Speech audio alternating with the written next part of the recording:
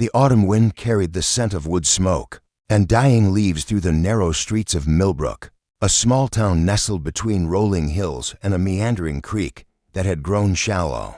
From months without rain, the harvest had been poor. That year, leaving families to stretch their meager supplies through the approaching winter. But for some, the struggle went deeper than empty pantries and cold hearths. Before we jump back in, tell us where you're tuning in from, and if this story touches you, make sure you're subscribed because tomorrow, I've saved something extra special for you. Margaret Whitmore stood at her kitchen window, her weathered hands gripping the wooden sill until her knuckles turned white. The glass was clouded with years of cooking steam and desperate tears, but she could still see clearly enough to watch her daughter, Emma, hanging laundry on the line behind their small cabin. At 17, Emma moved with the grace of someone who had learned to find beauty in simple tasks, her auburn hair catching the late afternoon light as she pinned each piece of clothing. With careful precision, the cabin they called home sat at the edge of town, where the cobblestone streets gave way to dirt paths and the sounds of civilization faded into the whisper of wind through tall grass. It had belonged to Margaret's late husband, Thomas, who had built it with his own hands when they were young and full of dreams about the future they would create together. Now, 3 years after consumption had taken him, the cabin felt too large and too small, all at once too large for the emptiness that filled every corner, too small to contain the weight of their mounting debts. Margaret pressed her forehead against the cool glass, closing her eyes as memories flooded back unbidden. Thomas had been a carpenter, skilled with his hands and honest in his dealings. Their life hadn't been luxurious, but it had been steady, predictable, safe. Emma had grown up surrounded by the smell of wood shavings and the sound of her father's gentle humming as he worked. She had learned to read by lamplight while he crafted furniture for neighbors, her small fingers tracing the words in his worn Bible, while Margaret mended clothes by the fire. But Thomas was gone now, and with him had died any hope of security. The carpentry tools that had once provided for their family now gathered dust in the small shed behind the house. Margaret had tried to sell them, but the blacksmith who might have bought them had left town months ago, seeking better opportunities in the growing cities to the east. The other men in Millbrook either had their own tools or lacked the coin to spare for luxuries. Like quality craftsmanship, the debts had started small. A few dollars owed to the general store for winter supplies, a payment missed to the doctor who had tried so desperately to save Thomas during his final months. Interest accumulated like snow in a harsh winter, silent but relentless, until the small obligations had grown into an insurmountable mountain of debt that threatened to bury them both. Margaret opened her eyes and watched Emma bend to retrieve a dropped cloth espin, her movements fluid despite the heaviness that seemed to follow them both these days. Emma had never complained, not once, about the meals that had grown smaller or the dresses that had been mended so many times. They were more patch than original fabric. She had taken on work where she could find it, cleaning houses for the wealthier families in town, helping with harvest where extra hands were needed, teaching the younger children their letters for a few coins when their parents could spare them. But it wasn't enough. It would never be enough. The knock at the front door came like thunder in the quiet afternoon, sharp and demanding. Margaret's heart lurched in her chest because she knew that knock had been dreading it for weeks. She turned from the window slowly, her bare feet silent on the worn wooden floors as she made her way to the front of the cabin. Through the thin door, she could hear the impatient shifting of boots on the small porch Thomas had built during their first spring together. Mrs. Whitmore, the voice belonged to Harold Pemberton, the town's most prominent merchant and the man who held the majority of their debts. His tone carried the particular blend of false courtesy and barely concealed threat that came naturally. Two men who had learned to profit from others' misfortune. I believe we have matters to discuss. Margaret's hand trembled as she reached for the door handle. Pemberton was not a man who made social calls, especially not to families living on the outskirts of town and cabins that had seen better days. His visits meant only one thing: payment was due, and he had grown tired of waiting. She opened the door to find him standing on her threshold, his tall frame casting a shadow across the small porch. Harold Pemberton was a man in his 50s, with silver hair that he kept meticulously groomed and clothes that spoke of prosperity and careful attention to appearance. His face was angular, with sharp cheekbones and pale eyes that seemed to catalog everything they saw, assigning value and calculating profit with the efficiency of a man who had built his fortune on recognizing opportunity in others' desperation. Behind him stood two other men, both younger and broader, with the kind of patient stance that suggested they were accustomed to waiting while their employer conducted his business. Margaret recognized them as workers from Pemberton's warehouse, men who were known throughout town for their ability to convince reluctant debtors to see reason. "Mr. Pemberton," Margaret's voice came out steadier than she felt. "I wasn't expecting you. I'm sure you weren't." His smile was thin, practiced, devoid of any warmth. "May I come in? We have much to discuss, and I prefer to conduct my business in private." Margaret stepped aside, knowing she had no choice but to allow him entry. Pemberton moved into her small living room with the confidence of a man who had never doubted his welcome anywhere, his pale eyes taking in every detail of their modest surroundings. She saw him note the empty spaces on the walls where Thomas's tools had once hung, the bare shelves where books and small treasures had been sold one by one to buy food and fuel. The two men remained outside, but their presence was felt through the thin wooden walls. Margaret could hear the creak of the porch boards as they shifted their weight, the subtle reminder that this was not a conversation she could simply walk away from. "Please, sit down." Margaret gestured toward the single chair by the fire, the only piece of furniture in the room that hadn't been crafted by her late husband's hands. It had been her mother's rocking chair, carried west when she and Thomas had first married, and it was one of the few possessions she hadn't yet considered selling.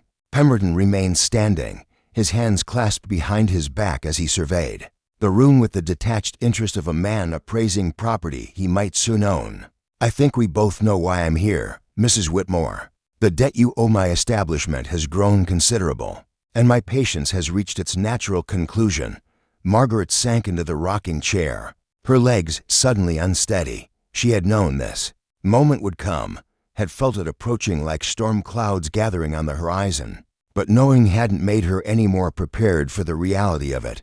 "I've been trying to find work, Mr. Pemberton. Emma and I both have been." The harvest was poor for everyone," Pemberton interrupted, his voice carrying the clipped efficiency of a man who had heard similar explanations countless times before. "But debts don't disappear simply because times are difficult.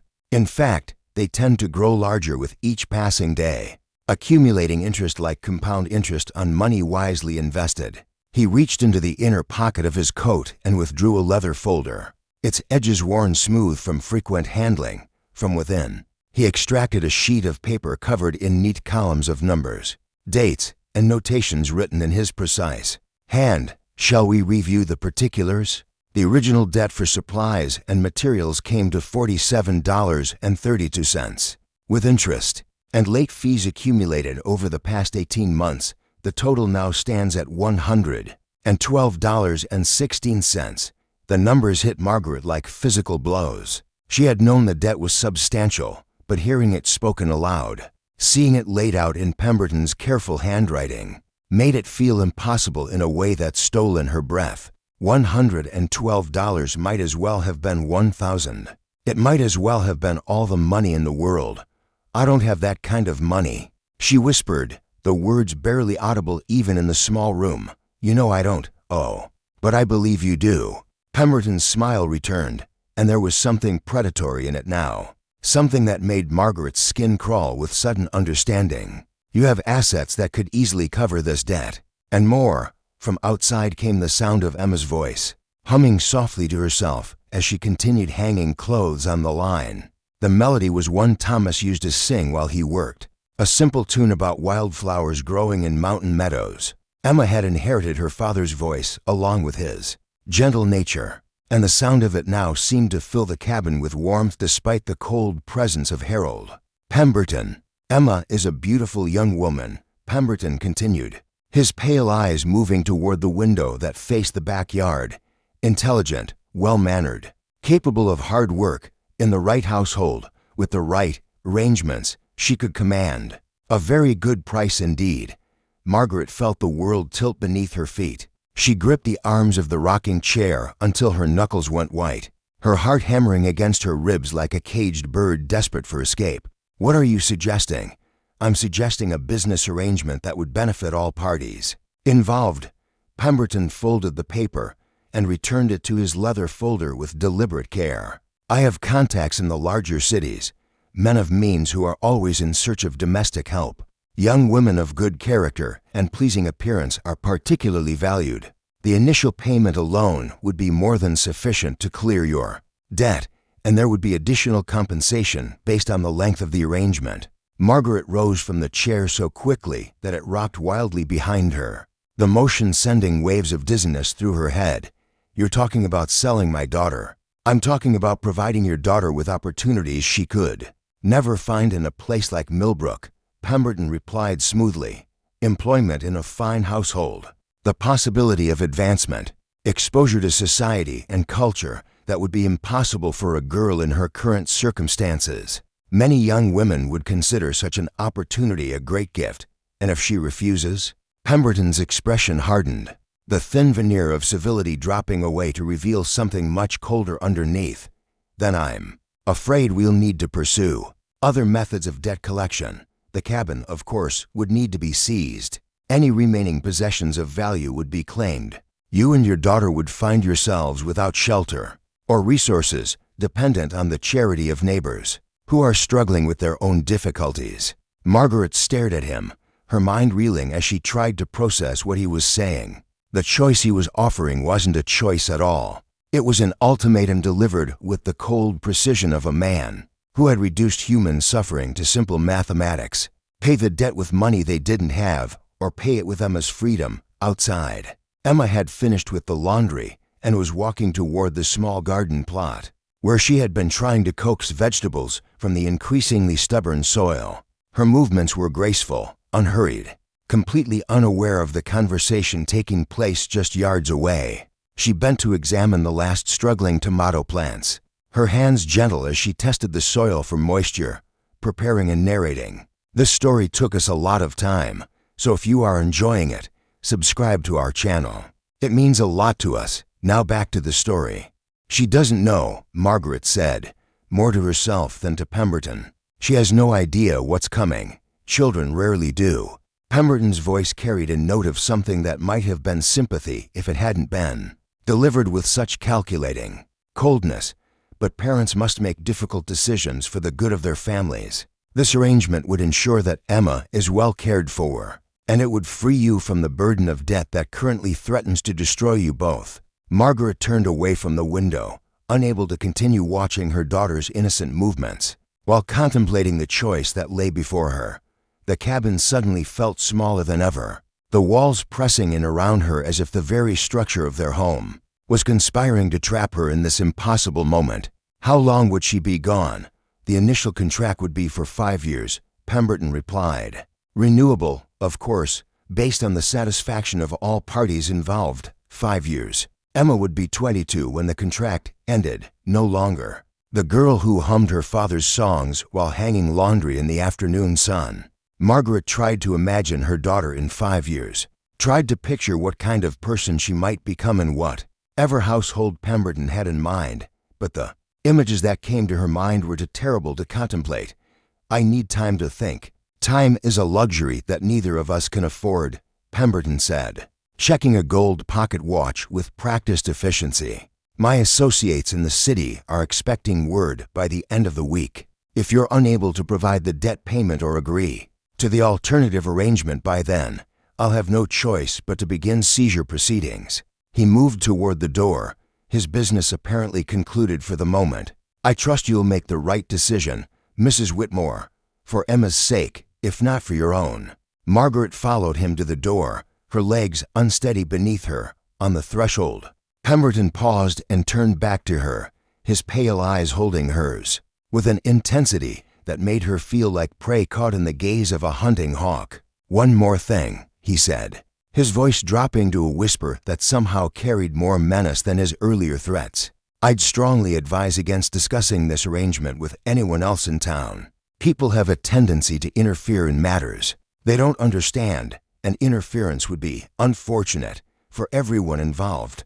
With that, he stepped off the porch and strode away, his two associates falling into step behind him. Margaret watched until they disappeared around the bend in the road, then closed the door and leaned against it, her body finally giving in to the trembling that had been building since the moment she heard Pemberton's knock.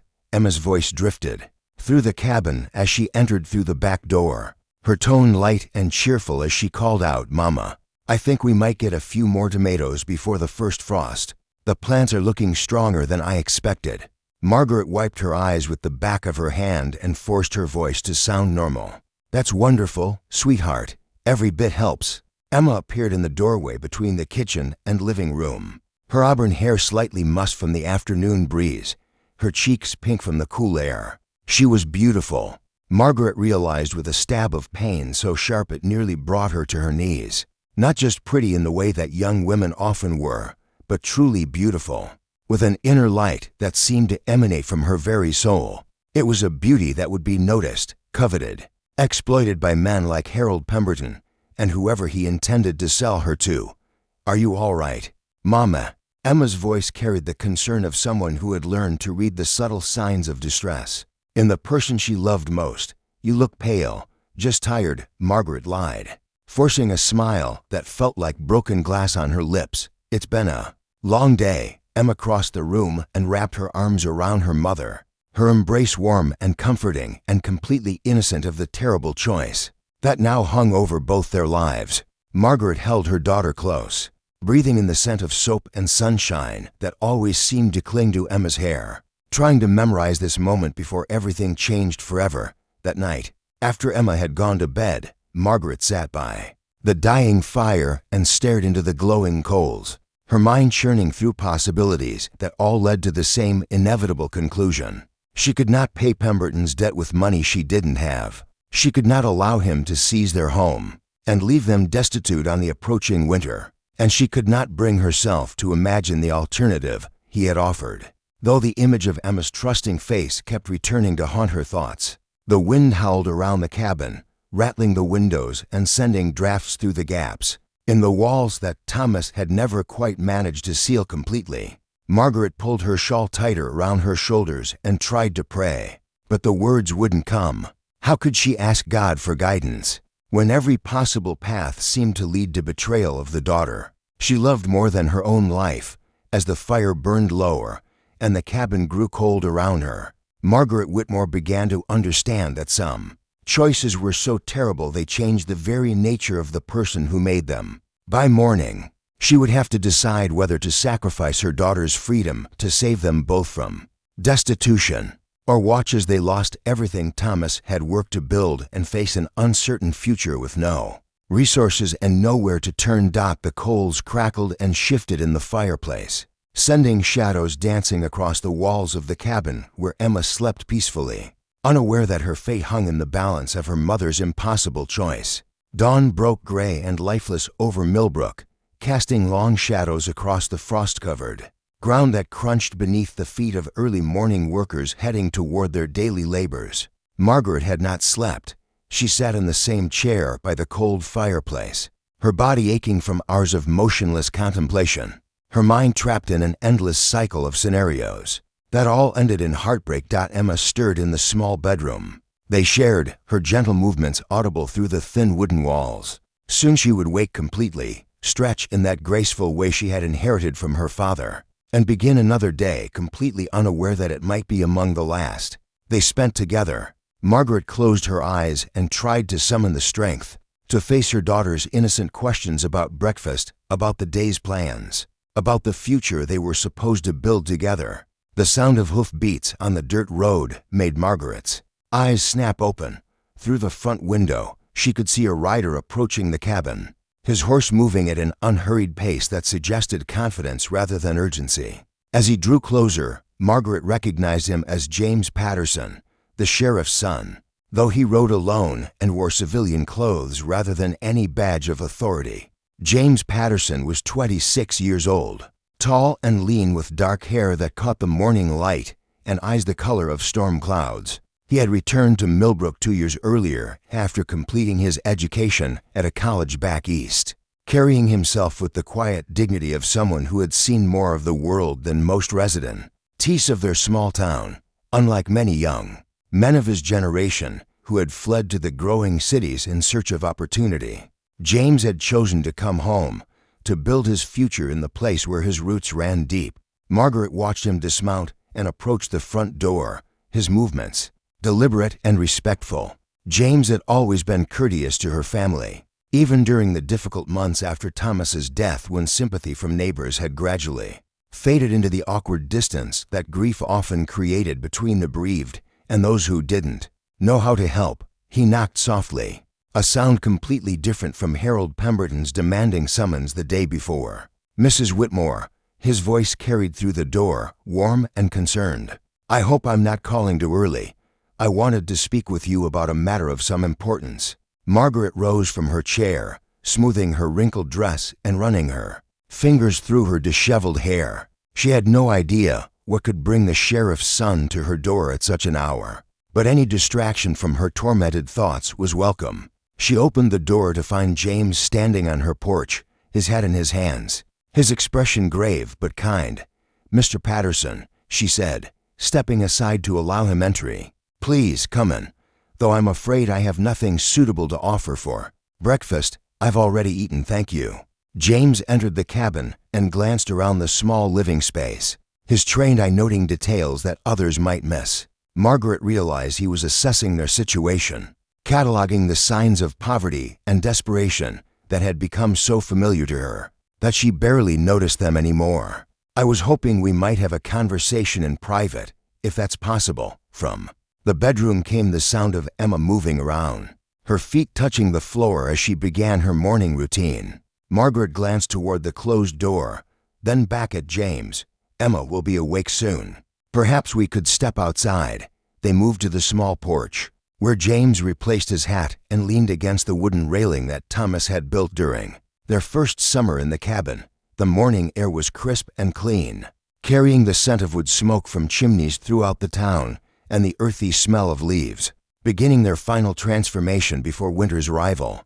Margaret felt her heart sink. Pemberton had wasted no time in ensuring that the sheriff's office was aware of her situation, probably laying the groundwork for whatever legal proceedings he planned to initiate if she refused his proposal. "I see Mr. Pemberton explained that you owe his establishment a considerable sum, and that he's prepared to begin seizure proceedings if payment isn't made by the end of the week."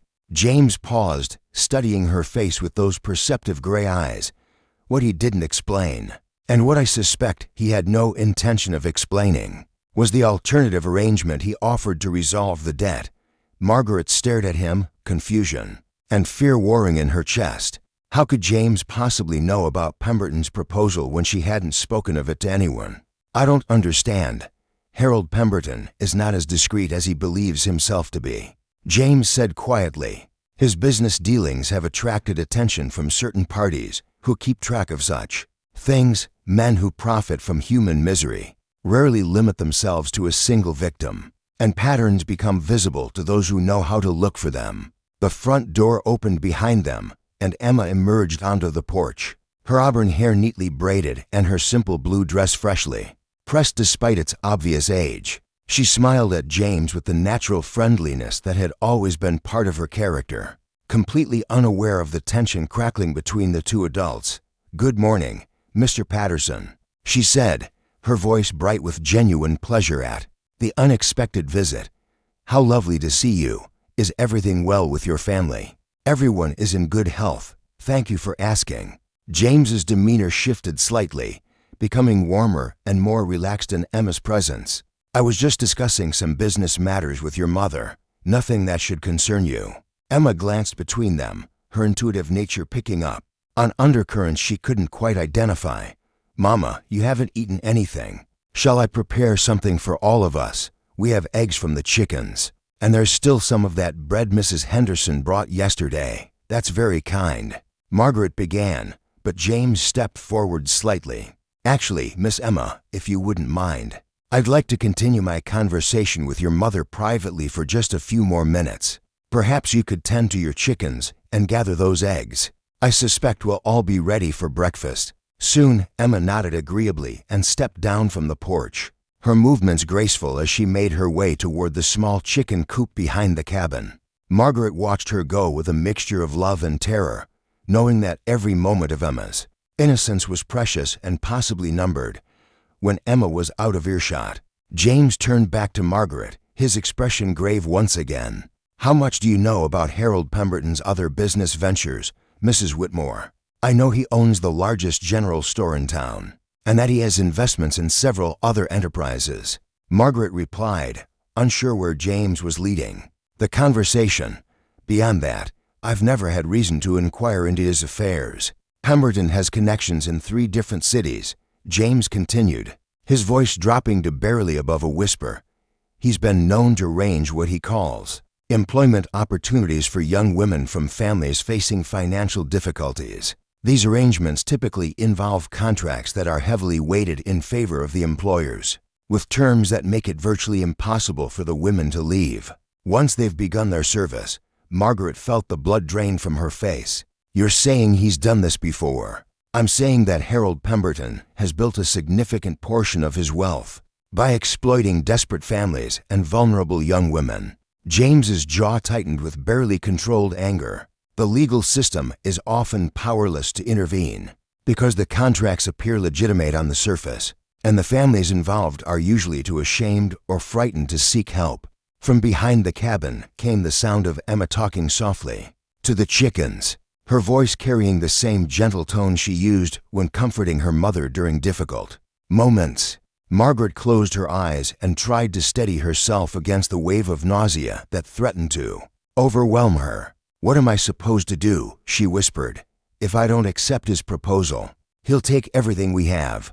Emma and I will be homeless, with no resources and winter coming. But if I agree to his terms, you'll be condemning your daughter to years of servitude that may destroy everything good and innocent about her." James finished quietly. "I understand the impossible position you're in, Mrs. Whitmore, but I'm here because I believe there might be another option." Margaret opened her eyes and looked at him, hope and suspicion warring in her chest. In her experience, when men offered solutions to problems involving beautiful young women, those solutions usually came with their own terrible costs. "What kind of option?" "The kind that requires you to trust me," James said simply, "and the kind that might give Emma a chance at a real future instead of a life of exploitation." Before Margaret could respond, Emma reappeared around the corner of the cabin, a basket of fresh eggs in her hands and a bright smile on her face. "The hens were particularly generous this morning," she announced. "I think they're trying to make up for their reluctance yesterday." James stepped away from the railing and straightened his shoulders, his posture shifting back into the more formal bearing he had displayed when he first arrived. "Miss Emma, your mother and I have concluded our business discussion. I wonder if I might impose upon your hospitality for breakfast after all. I find myself with more time this morning than I anticipated." Emma's face lit up with pleasure. "Of course, Mama and I would be delighted to have your company. It's been too long since we've had a proper guest for a meal." As they moved back into the cabin, Margaret found herself studying James Patterson. With new eyes, she had always known him to be intelligent and well-educated, but she was beginning to understand that there were depths to his character that she had never suspected. His knowledge of Pemberton's activities suggested connections and resources that went beyond what she might expect from a sheriff's son in a small town. Emma busied herself in the small kitchen area, humming softly as she prepared breakfast with the efficiency of someone who had learned to make much from little. Margaret set the table with their few remaining pieces of decent china, trying to maintain the appearance of normalcy, while her mind raced through the implications of everything James had told her. "Miss Emma," James said as they settled around the small table, "I understand you've been helping some of the families in town with various tasks. Teaching children, assisting with household work, that sort of thing." "Yes, when there's work to be found," Emma replied, serving eggs onto the mismatched plates with careful attention to ensuring everyone received an equal portion. "Mrs. Henderson has been very kind in recommending me to other families when they need extra help."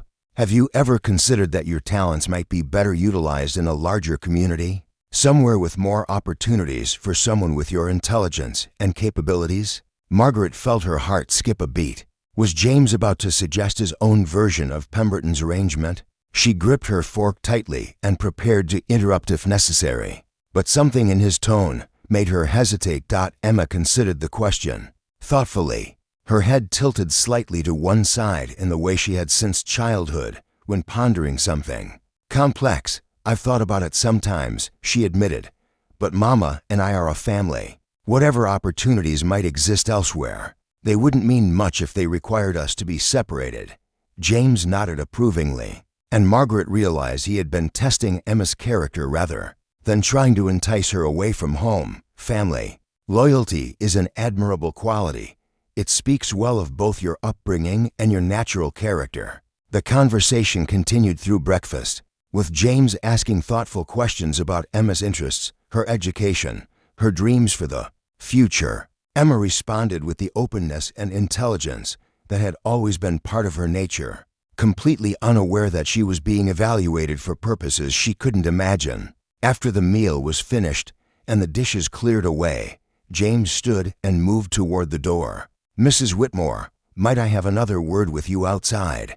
They returned to the porch, where the morning sun had begun to burn away the early frost, and the sounds of the town coming to life drifted across the fields.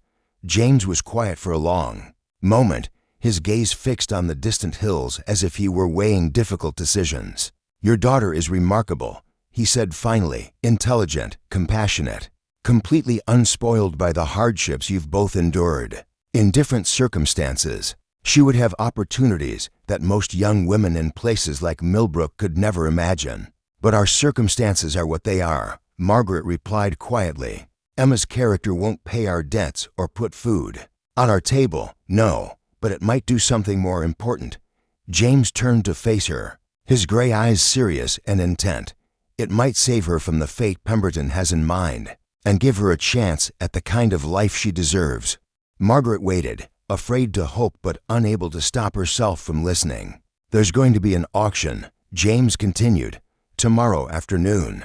Pemberton has arranged it through what he calls proper legal channels, though I suspect the paperwork has been expedited through methods that wouldn't bear close scrutiny. He intends to present Emma's contract for sale to the highest bidder among his associates. The words hit Margaret like physical blows.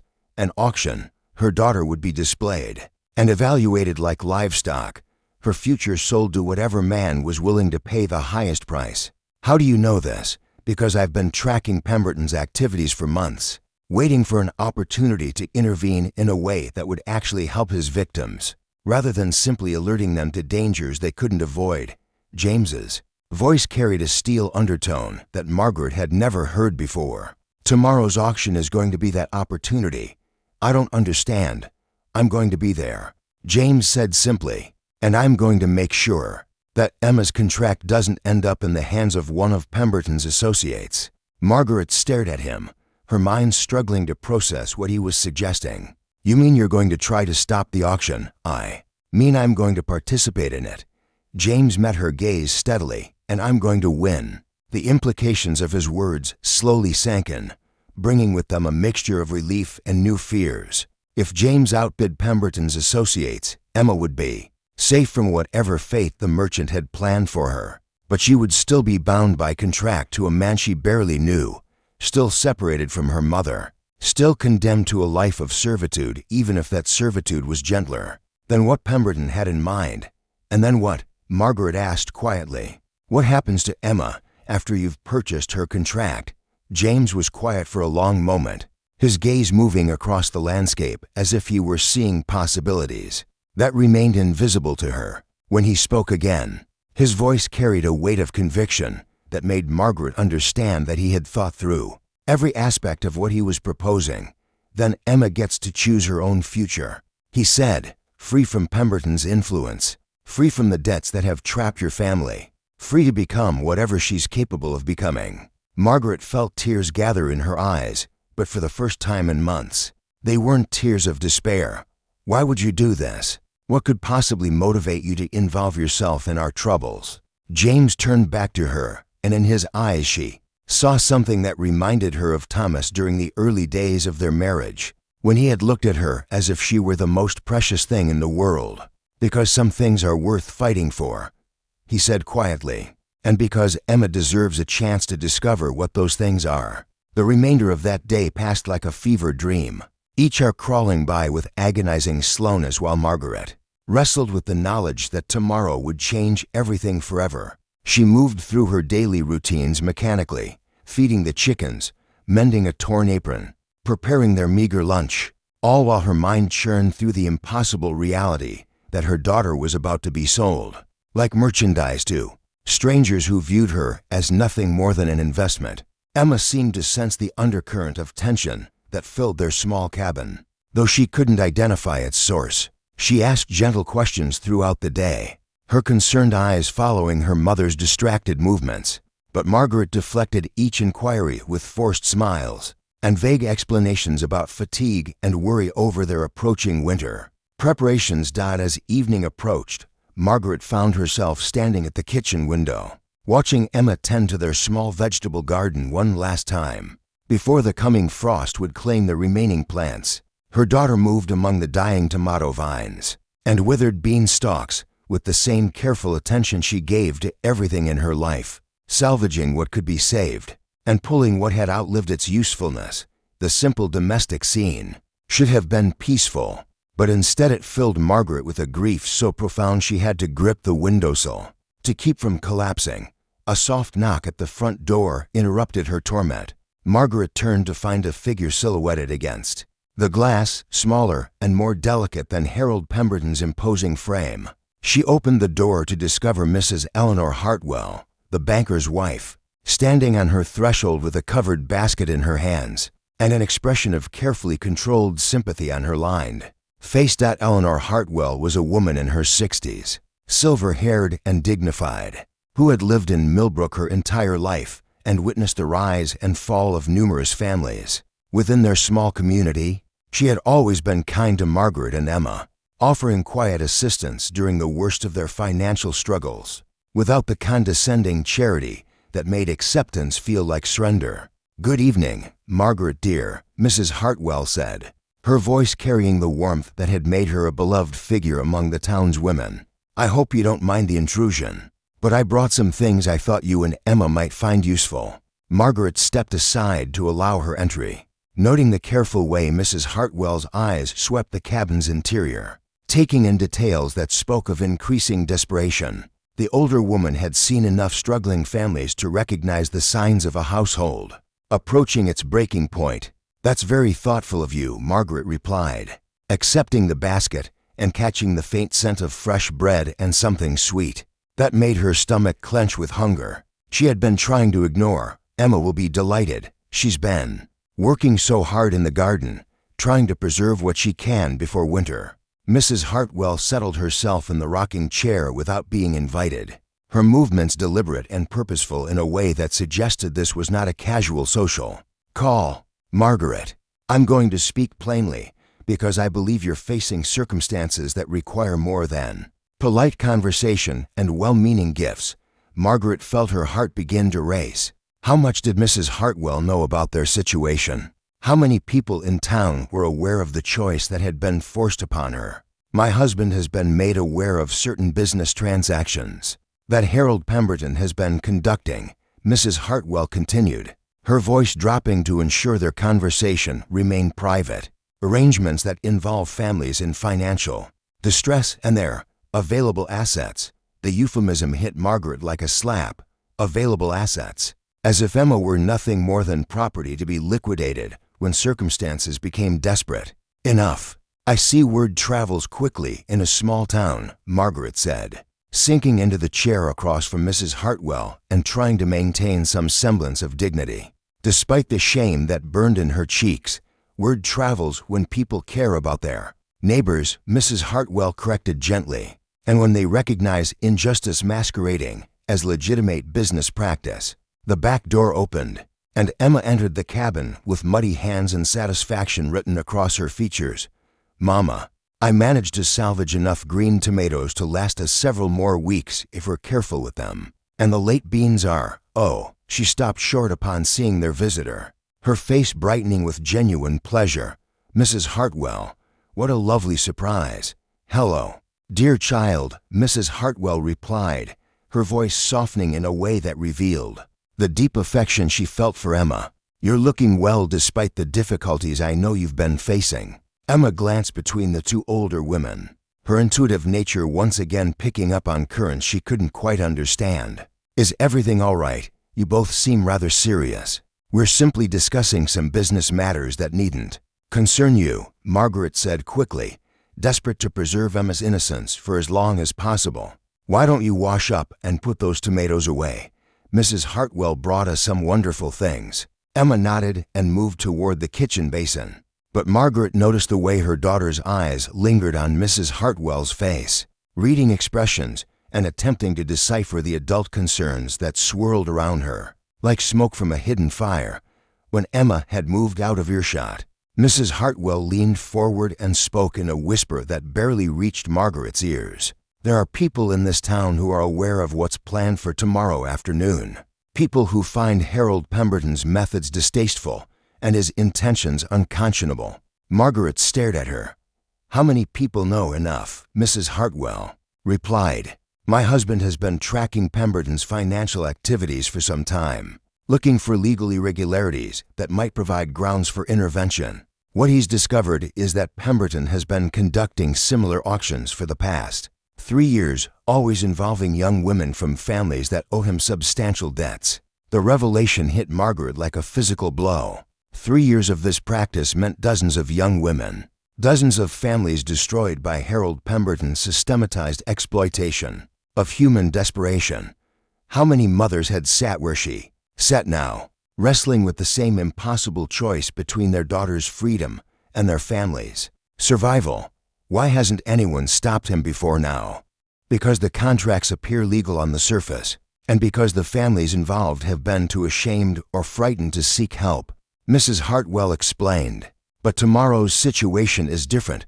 Tomorrow, there will be people present who aren't part of Pemberton's usual network of associates. Margaret thought of James Patterson's promise to outbid Pemberton's contacts, and a flicker of hope stirred in her chest. "You know about James. I know that young Mr. Patterson has been conducting his own investigation into Pemberton's activities, and that he's prepared to take significant personal risks to ensure Emma doesn't suffer the fate Pemberton has planned for her."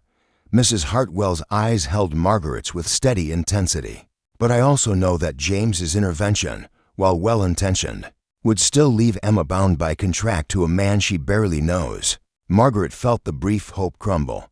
"Then what alternative do we have?" Mrs. Hartwell reached into her reticule and withdrew a small leather pouch that clinked softly with the sound of coins. "We have this." Margaret stared at the pouch, afraid. "To hope." "What is it?" $115, Mrs. Hartwell said quietly. "Enough to pay Pemberton's debt in full, with a small amount left over for your immediate needs." The words seemed to echo in the small cabin like thunder. Margaret reached for the pouch with trembling hands, feeling the weight of the coins inside. It was more money than she had seen in the 3 years since Thomas's death, more than she had ever imagined holding at one time. "I can't accept this," she whispered, though every fiber of her being wanted to clutch the pouch to her chest and weep with relief. "It's too much. I have no way to repay such a sum. It's not a loan," Mrs. Hartwell said firmly. "It's a gift from people who believe that no child should be sold to pay her family's debts." Margaret looked up at her, confusion mixing with gratitude. "People? You mean this came from multiple sources? My husband and I contributed a portion, of course, but when word of your situation began to circulate among certain circles, others came forward as well." Mrs. Hartwell's eyes held a warmth that made Margaret feel less alone than she had in months. "Mrs. Henderson, despite her own modest means, the pastor and his wife, even young Dr. Morrison, who remembered how carefully you nursed Thomas during his final illness, the kindness of her neighbors, people she had barely dared to hope might remember her family's existence, overwhelmed Margaret completely. Tears she had been holding back for hours finally spilled over, running down her cheeks in silent streams of relief and gratitude. "There's something else," Mrs. Hartwell continued, her voice gentle but urgent. "The money comes with a condition. You must present it to Pemberton before the auction tomorrow morning. Once the auction begins, he'll claim that contracts have already been drawn and that the debt resolution must proceed." Through the sale, Margaret wiped her eyes with the back of her hand, trying to regain her composure. Will he accept payment? If the auction has already been arranged, he'll have no legal choice, Mrs. Hartwell replied. "My husband has researched the matter thoroughly. If the debt is paid in full before the auction commences, Pemberton cannot proceed with the sale regardless of what arrangements he's made with his associates." From the kitchen came the sound of Emma humming while she worked, the melody once again one of Thomas's old songs about wildflowers and mountain meadows.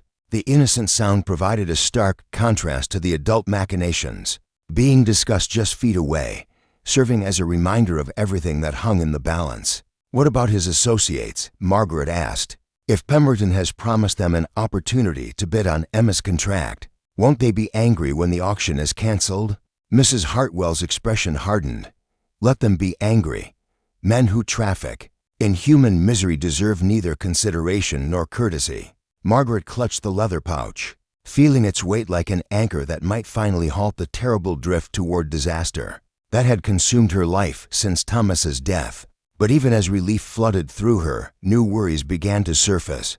Pemberton was not a man who accepted defeat gracefully, and his anger at being thwarted might manifest in ways that put her family in different, but equally serious danger. "Mrs. Hartwell," she began carefully, "what if paying the debt isn't enough? What if Pemberton finds other ways to force Emma into other arrangements?" The older woman's eyes flashed with something that might have been anticipation. "Then he'll discover that this community has resources and connections he hasn't taken into account.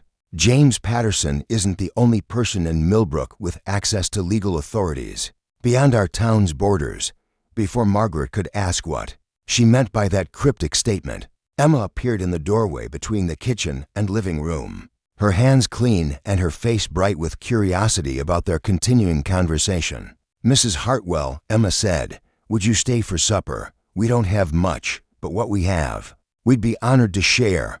Mrs. Hartwell rose from the rocking chair and moved toward Emma, her movements carrying the authority of someone accustomed to making important decisions. "That's very kind, dear, but I must return home.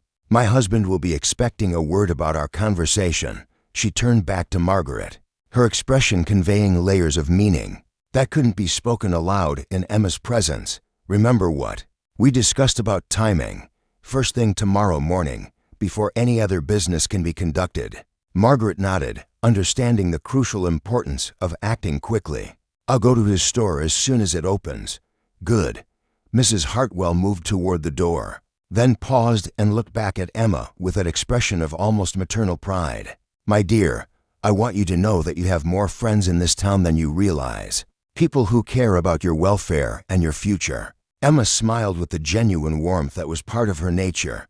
"That's very kind of you to say, Mama, and I have always felt grateful for the kindness of our neighbors." After Mrs. Hartwell had gone, Margaret and Emma shared a quiet supper of bread, vegetables from the garden, and hope that Margaret had almost forgotten how to feel. Emma chattered about her plans for preserving their salvaged produce, about the approaching winter preparations, about the small daily concerns that occupied her thoughts. Margaret listened with part of her attention while the rest of her mind focused on the leather pouch hidden in her apron pocket and the confrontation that awaited her the following morning. That night, as Emma slept peacefully in their shared bed, Margaret sat once again by the cold fireplace and planned exactly what she would say to Harold Pemberton when she presented him with payment for their debt. She would need to be calm, decisive, and absolutely clear about her intentions. There could be no room for negotiation or delay, no opportunity for Pemberton to manipulate the situation to his advantage. The coins in the leather pouch clinked softly when she shifted in her chair, the sound like music after months of silence and desperation. For the first time since Thomas's death, Margaret allowed herself to imagine a future that extended beyond mere survival. Emma would be safe, they would keep their home, spring would come again, and with it the possibility of rebuilding their lives on foundations stronger than debt and desperation. But even as hope bloomed in her chest, Margaret remained aware that Harold Pemberton was not a man who accepted defeat without a fight. Tomorrow's confrontation would determine not just Emma's immediate safety, but the course of their entire future. Everything depended on her ability to face down a man who had built his fortune on exploiting families exactly like hers, and to do it with enough strength and conviction to ensure he never threatened Emma again. The wind rattled the windows of their small cabin, but for the first time in months, the sound didn't fill Margaret with dread. Tomorrow would bring its own challenges, but tonight she held in her hands the means to save her daughter from a fate worse than poverty. The kindness of neighbors she had barely dared to hope, remembered her existence, had provided not just money, but proof that she and Emma were not as alone in the world as they had believed. As the fire died to glowing embers and the cabin grew cold around her, Margaret Whitmore prepared for the most important conversation of her life, knowing that dawn would bring either salvation or a different kind of ruin, but no longer feeling powerless to influence which it would be. Margaret rose. Before dawn, her body tense with the anticipation of battle. She had barely slept, her mind cycling through every possible variation of the conversation that lay ahead, preparing for Harold Pemberton's arguments, his attempts to manipulate the situation, his fury at being denied the profit he had already counted as earned. The leather pouch sat heavy in her apron pocket, its weight both reassuring and terrifying salvation and potential destruction wrapped in worn brown leather. Emma still slept peacefully in their shared bed, her breathing deep and even, completely unaware that this morning would determine whether she woke tomorrow as a free young woman or as property bound by contract to strangers who viewed her as an investment. Margaret watched her daughter's face in the pale pre-dawn light, memorizing the serenity that might soon be shattered regardless of how the coming confrontation unfolded. She dressed carefully in her best remaining dress, a dark blue wool that Thomas had bought for her during their second year of marriage. It had been mended several times, and the fabric had faded from its original rich color, but it still conveyed a dignity that she hoped would serve her well in facing Pemberton. This was not a conversation she could approach as a supplicant begging for mercy. She needed to meet him as an equal, a woman with resources and options, someone capable of conducting business on her own terms. Margaret prepared a simple breakfast of oatmeal and coffee, though her stomach was too knotted with tension to accept food. She forced herself to eat anyway, knowing she would need strength for what lay ahead. The familiar morning ritual of cooking and cleaning helped steady her nerves, providing structure and purpose when her thoughts threatened to spiral into panic. Emma stirred as the sun began to paint the eastern sky in shades of gold and pink, her movements graceful even in sleep. Margaret watched her daughter stretch and yawn, taking in the sight of Emma's hair spread across the pillow like spun copper, her face soft and unguarded in the moments before full consciousness returned. In a few hours, this peaceful scene would be either preserved forever or destroyed by forces beyond Emma's understanding or control. "Good morning, Mama," Emma said softly, her voice still thick with sleep. "You're up early today." "I have some business to attend to in town," Margaret replied, keeping her voice carefully neutral. "I thought I'd get an early start before the day grows too busy." Emma sat up in bed, immediately alert despite the early hour. Her intuitive nature, so like her father's, picked up on the undercurrents of tension that filled the small cabin. "Is everything all right? You seem different this morning." Margaret turned away from the stove where she had been stirring oatmeal, meeting her daughter's concerned gaze with as much reassurance as she could summon. "Everything is going to be fine, sweetheart. I just need to take care of some matters that have been weighing on my mind." Emma studied her mother's face with the perceptive eyes that had always been able to see through carefully constructed facades. "This has something to do with Mr. Pemberton's visit yesterday, doesn't it? And with Mr. Patterson's conversation that you wouldn't discuss with me?" Margaret felt her carefully maintained composure waver. Emma was too intelligent and too observant to be completely sheltered from the adult concerns that swirled around her. But Margaret desperately wanted to preserve her daughter's innocence for as long as possible. "There are some financial matters that need to be resolved. Nothing for you to worry about, Mama." Emma's voice carried a firmness that reminded Margaret of Thomas when he had made up his mind. About something important. I'm 17 years old. I know we've been struggling since Papa died. And I know that Mr. Pemberton wouldn't visit unless there were serious problems with our debts. If our family is facing difficulties, I have a right to know about them." Margaret sank into the chair, across from the bed, her strength momentarily deserting her under the weight of Emma's direct questioning. Her daughter deserved honesty, but the truth was too terrible to share, too destructive to voice aloud. How could she explain that men like Pemberton viewed young women as commodities to be bought and sold? How could she describe the auction that had been planned for this very afternoon? "You're right that we owe Mr. Pemberton money," Margaret said carefully, "more than I've been able to pay from the work we've both been doing. But I believe I've found a way to resolve the situation." Emma swung her legs over the side of the bed and reached for the simple brown dress she wore for everyday tasks. "How much money are we talking about, Mama, and what kind of resolution?" Margaret watched her daughter dress with the efficient movements of someone accustomed to beginning each day with purpose and energy. Emma's questions were reasonable, her concerns legitimate, but answering them truthfully would shatter the protective bubble of innocence that had shielded her from the worst realities of their situation. "The debt is substantial," Margaret admitted, "but some friends in town have offered assistance that should allow us to settle accounts." Completely, Emma paused in the act of braiding her hair, her hands stilling as she processed this information. "Friends? What kind of assistance? And why haven't you mentioned this before?" Margaret rose from her chair and moved to the window, unable to meet Emma's searching gaze while she struggled to find words that conveyed hope, without revealing the danger they had narrowly escaped. "Mrs. Hartwell and some others have been aware of our difficulties. They've offered help that would allow us to pay what we owe and keep our home." "That's wonderful news," Emma said, but her voice carried notes of confusion and concern.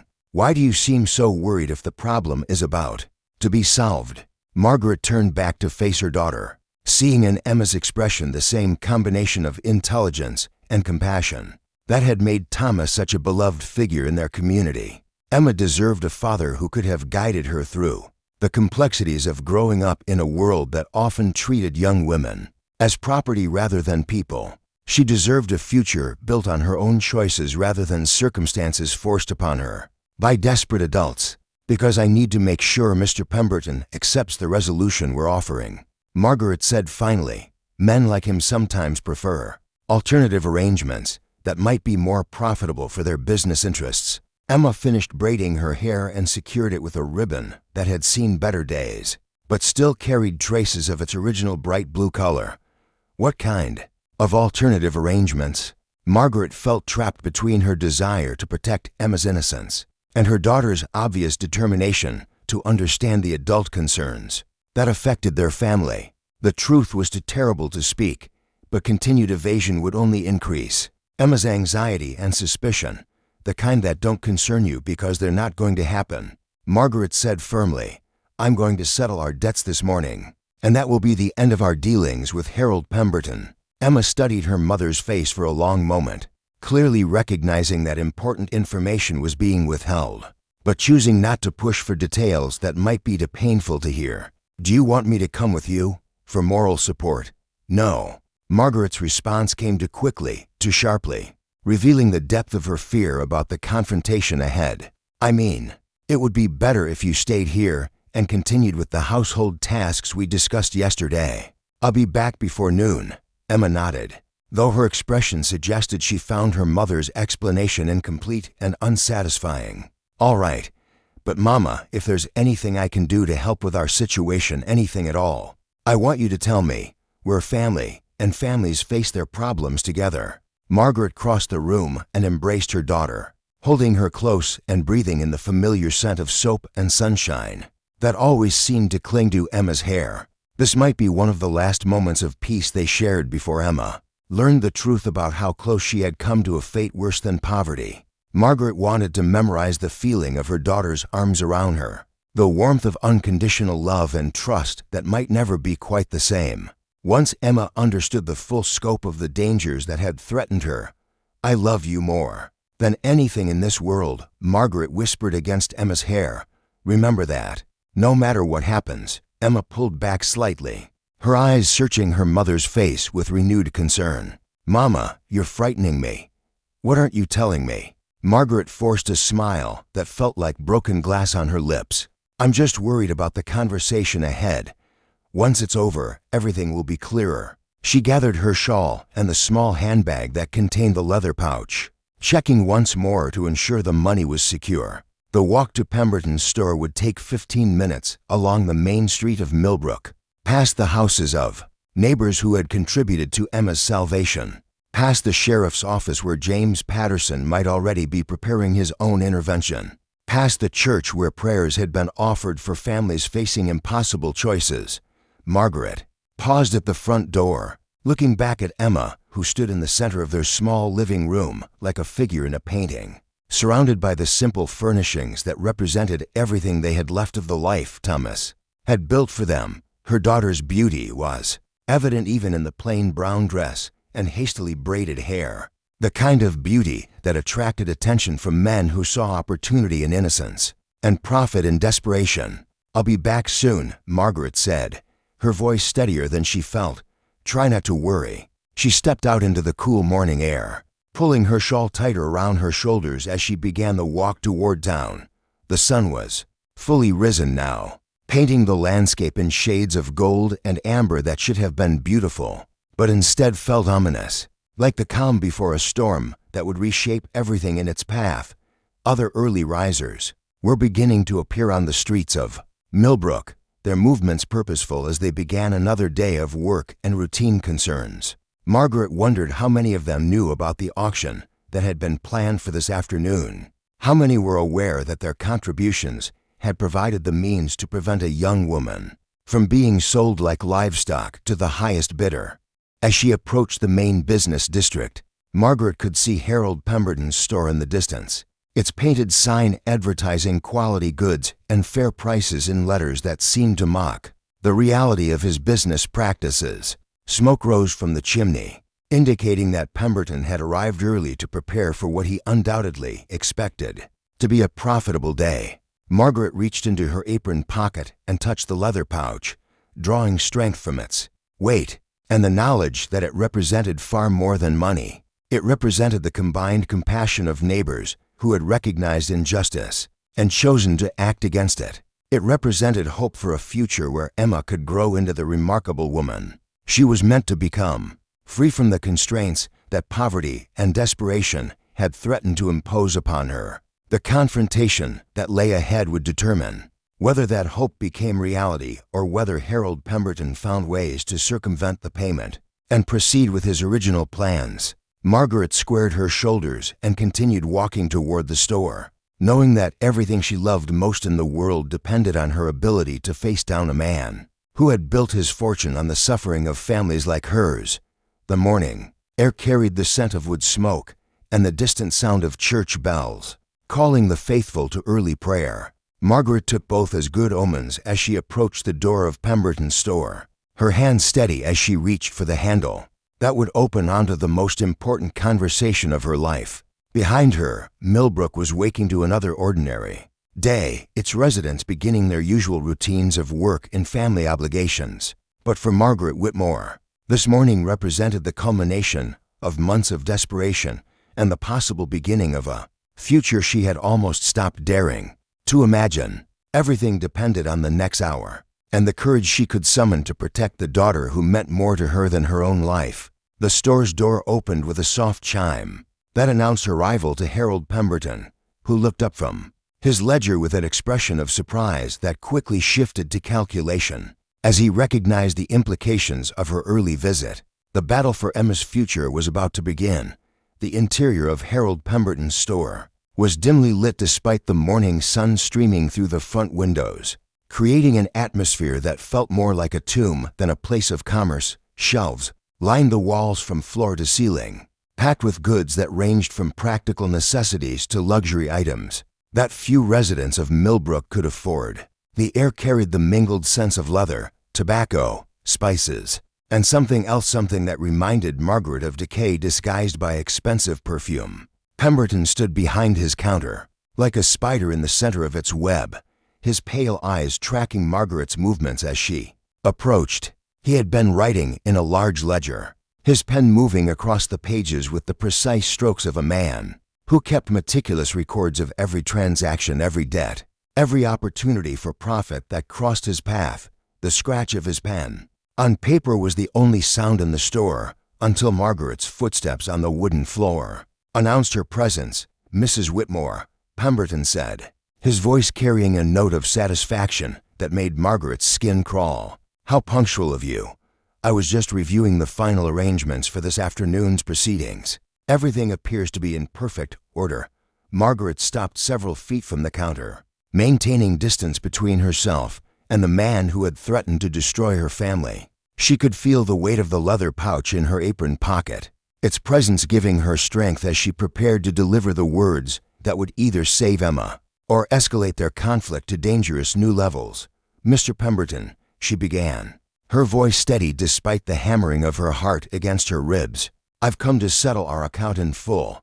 Pemberton's pen stopped moving across the ledger, his hand freezing in mid-stroke as he processed her words. Slowly, he looked up from his writing, his pale eyes narrowing as he studied her face for signs of deception or desperation that might reveal the true nature of her proposal. "I'm afraid I don't understand," he said carefully, setting down his pen with deliberate precision. "Our previous conversation established quite clearly that you lack the resources to meet your obligations through conventional means. Has something changed in your circumstances overnight?" Margaret reached into her apron pocket and withdrew the leather pouch, its weight solid and reassuring in her palm. She placed it on the counter between them with a soft thunk that seemed to echo in the quiet store like a gauntlet thrown down in challenge. $115, she said, her voice carrying more confidence than she felt. "Sufficient to pay the debt in full with a small amount remaining for future necessities." Pemberton stared at the pouch as if it were a venomous snake that had appeared on his counter without warning. His carefully controlled expression flickered between surprise, anger, and calculation as he attempted to process this unexpected development in what he had assumed was a concluded negotiation. "Where did you acquire such a sum?" he asked, his voice dropping to a whisper that somehow carried more menace than his earlier threats. "You assured me only yesterday that no such resources were available to your household." "The source of the payment is irrelevant," Margaret replied, drawing strength from the knowledge that she was no longer alone in this fight. "The debt exists, and I'm prepared to settle it immediately. I trust that will conclude all business between us." Pemberton's hand moved toward the pouch, then stopped just short of touching it, as if the money itself might be contaminated with something that would poison his carefully laid plans. Margaret could see his mind working, searching for angles and loopholes that might allow him to reject the payment and proceed with the afternoon's auction. "I'm afraid the matter isn't quite so simple," he said finally, his voice taking on the oily tone he used when explaining why circumstances required modifications to previously agreed terms. "Considerable preparations have been made for this afternoon's proceedings. Contracts have been drawn. Interested parties have traveled from distant cities. Arrangements have been finalized that cannot be easily unwound." Margaret felt ice form in her stomach, but she forced herself to remain calm. Mrs. Hartwell had warned her that Pemberton might attempt to reject legitimate payment in favor of more profitable alternatives. "Are you refusing to accept payment for a debt that is legally owed to your establishment?" "Not refusing." "Precisely," Pemberton replied, his pale eyes glittering with the cunning of a predator who had found a new angle of attack. "But the situation has evolved beyond simple debt collection. Your daughter's contract represents a binding agreement that supersedes previous financial obligations." Margaret stared at him in disbelief. "What contract?" "Emma has signed no agreement with you or anyone else." Pemberton smiled, the expression transforming his angular features into something that belonged in nightmares rather than civilized conversation. He reached beneath his counter and withdrew a folder containing several sheets of paper, covered in dense legal text and official-looking seals. "The contract signed by you, Mrs. Whitmore, in your capacity as Emma's legal guardian, authorizing her placement in domestic service for a period of 5 years, in exchange for the assumption of all debts owed to my establishment." Pemberton's voice carried the satisfied tone of a man revealing a carefully prepared trap, witnessed and notarized yesterday evening. With all proper legal formalities observed, Margaret felt the world tilt beneath her feet as she stared at the documents. I signed no such contract. I was never present for any notarization. Were you not? Pemberton's smile widened, revealing teeth that seemed too sharp for ordinary human purposes. How curious. The witness statements indicate otherwise. Mr. Fletcher, who serves as notary for several neighboring counties, specifically recalls your presence and your signature on the relevant documents. The name hit Margaret like a physical blow. Fletcher was the notary who had handled Thomas's funeral arrangements and the subsequent legal documents transferring property ownership to her name. He had always been accommodating when fees were concerned, often accepting partial payment or deferring charges for families facing financial hardship. The idea that he might have been convinced to participate in Pemberton's fraud felt like betrayal by someone she had trusted during her darkest hours.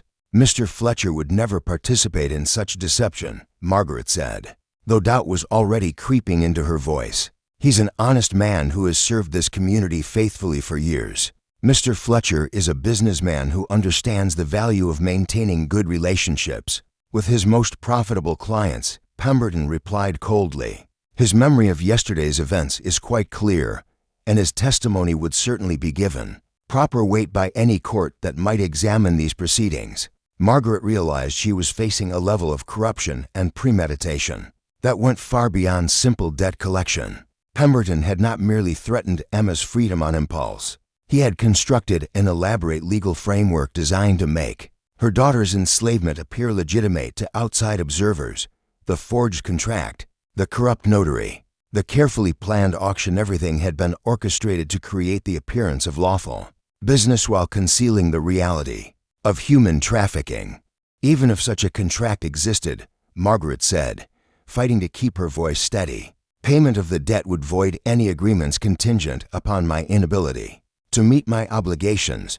Pemberton's expression shifted again, this time revealing genuine anger beneath his carefully maintained facade of civilized discourse. He had expected Margaret to collapse in despair upon seeing the forged documents, to accept defeat and retreat in confusion and fear. Her continued resistance was clearly disrupting plans that had assumed her complete powerlessness.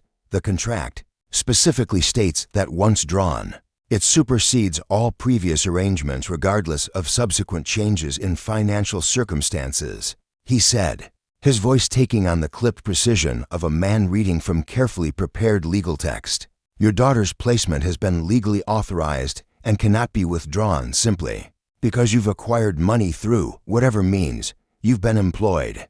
Margaret looked around the store, taking in the expensive goods and luxurious furnishings that represented the profits Pemberton had extracted from families like hers over the years. How many young women had stood where she stood now, facing the same combination of legal manipulation and financial coercion? How many mothers had been forced to choose between their daughter's freedom and their family's survival? Mr. Pemberton, she said, her voice carrying a new note of steel that surprised even herself. I'm going to explain something to you very clearly. Emma is my daughter, not your property. No contract, forged or otherwise, will change that fact. I'm prepared to pay our debt in full, and I expect you to accept that payment and tear up whatever fraudulent documents you've prepared. Pemberton's mask of civility finally slipped completely, revealing the predatory nature that lurked beneath his carefully cultivated appearance of respectability. He leaned forward across the counter, his pale eyes blazing with fury at being challenged by a woman he had assumed would submit without resistance. You seem to misunderstand your position, Mrs. Whitmore, he hissed, his voice dropping to a whisper that carried more menace than shouted threats. I own half the businesses in this town. I hold mortgages on a dozen farms. I have connections in the state capital that could make your life very difficult if you choose to interfere with my business arrangements. Margaret felt fear spike through her, but beneath it burned something stronger, a mother's rage at threats directed toward her child. And you seem to misunderstand mine. Emma is not merchandise to be sold to your associates, regardless of what fraudulent papers you've concocted. The confrontation was interrupted by the sound of the store's door chime. As someone entered behind Margaret, she turned to see James Patterson stepping into the dim interior, his presence immediately changing the atmosphere in the room. He moved with the quiet confidence of someone accustomed to authority, his gray eyes taking in the scene before him with the practiced assessment of a man trained to read dangerous situations. "Mr. Pemberton," James said, his voice carrying the formal courtesy that barely concealed deeper tensions. "Mrs. Whitmore, I hope I'm not interrupting important business." Pemberton straightened behind his counter, his expression shifting back toward its earlier mask of respectability, though his hands remained clenched with barely controlled fury. "Mr. Patterson, I wasn't expecting you this morning. I'm sure you weren't," James replied, his tone carrying subtle implications that made Pemberton's eyes narrow with suspicion. "I've come to observe the proceedings that I understand were planned for this afternoon. My father, as sheriff, naturally takes interest in any large commercial transactions that might affect the peace and stability of our community." Margaret felt a wave of relief at James's presence, though she remained aware that his intervention complicated an already dangerous situation. Pemberton was clearly a man who responded to challenges with escalating threats, and the presence of law enforcement might provoke him to more desperate measures. "The afternoon's proceedings are entirely legitimate," Pemberton said, his voice taking on the defensive tone of someone whose authority had been questioned. "All contracts have been properly drawn and witnessed according to territorial law." James nodded thoughtfully, his gaze moving between Margaret and the documents on Pemberton's counter. "Of course, though I understand Mrs. Whitmore has expressed concerns about certain aspects of these arrangements. Perhaps we might review the relevant documents to ensure everything is in proper order." Pemberton's hand moved protectively over the folder containing the forged contract, his reluctance to allow outside examination obvious despite his claims of legitimacy. "I see no need for such a review. The matter is entirely straightforward." "I'm sure it is," James replied, his tone remaining pleasant while his eyes carried unmistakable authority. "Nevertheless, given the serious nature of contracts involving the welfare of young women in our community, I believe a thorough examination would be prudent." Margaret watched the silent battle of wills between the two men, recognizing that James was using his family's position and his own reputation to challenge Pemberton's assumed authority over the situation. The merchant clearly had not expected official scrutiny of his carefully constructed fraud, and his growing agitation suggested that such examination might reveal irregularities he couldn't easily explain. "Furthermore," James continued, his voice taking on the formal cadence of someone making official statements, "I understand that Mrs. Whitmore has obtained funds sufficient to settle any legitimate debts owed to your establishment. Such payment would naturally void any contracts contingent upon financial default." Pemberton's face flushed with anger that he could no longer completely conceal. "The contracts in question are not contingent upon financial default. They represent separate business arrangements that cannot be modified by subsequent monetary settlements." "Interesting," James said, his tone suggesting he found Pemberton's explanation less than convincing. "Perhaps you could explain the legal precedent for such arrangements." "I confess myself unfamiliar with territorial statutes that would allow binding contracts for personal service to be executed without the direct consent of the individuals involved." Margaret realized she was witnessing a careful dismantling of Pemberton's carefully constructed fraud as James used his legal knowledge and official authority to expose the weaknesses in the merchant's position. But she also sensed that Pemberton was becoming increasingly desperate, and desperate men often resorted to violence when their elaborate schemes faced exposure. The confrontation had reached a turning point that would determine not just Emma's immediate fate, but the future of every family in Millbrook that might face similar threats from Harold Pemberton's predatory business practices. Everything depended on whether James's intervention would be sufficient to force Pemberton's retreat, or whether the merchant would escalate to more dangerous methods of protecting his profitable enterprise. The tension in Pemberton's store had reached a breaking point when the door chime announced another arrival. Margaret turned to see Sheriff William Patterson entering the establishment, his weathered face bearing the stern expression of a man who had dealt with countless criminals and recognized the signs of corruption when they crossed his path. Behind him followed Dr. Morrison, the young physician who had contributed to Emma's rescue fund, and surprisingly, the elderly Mr. Fletcher himself, the very notary whose alleged participation in Pemberton's fraud had seemed to seal Emma's fate. Harold Pemberton's face went ashen as he took in the assembled group, his carefully constructed web of lies suddenly surrounded by witnesses who possessed both the authority and the knowledge to expose his criminal enterprise. His hand trembled slightly as he moved the forged documents closer to his chest, as if physical proximity might somehow protect them from scrutiny. "Sheriff Patterson," Pemberton managed, his voice strained with the effort of maintaining composure. "This is highly irregular.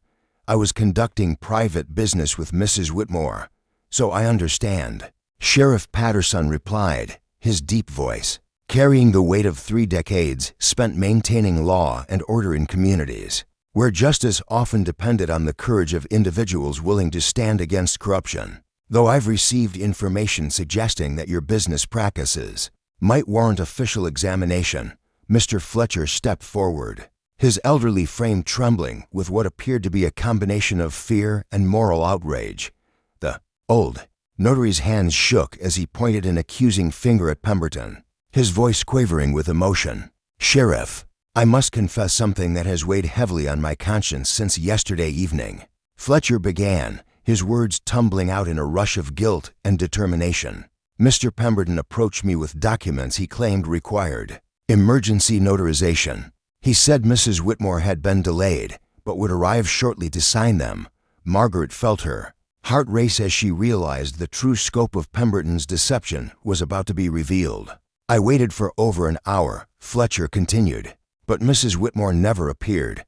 Mr. Pemberton became increasingly agitated and finally offered me $50 to notarize the documents without her presence, claiming it was a mere formality since she had already given verbal consent.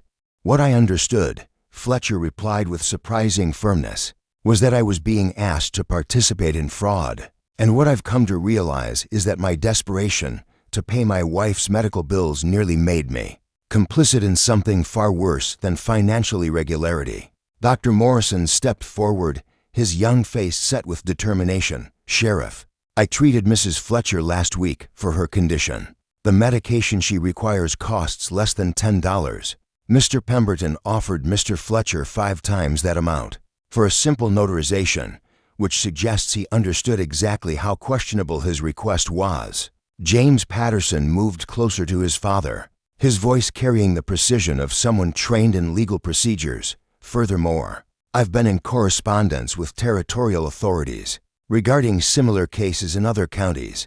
Harold Pemberton's name appears in connection with at least a dozen young women who have disappeared from their families under suspicious circumstances involving debt collection and fraudulent contracts." Margaret felt the room spinning around her as the full magnitude of Pemberton's criminal enterprise became clear.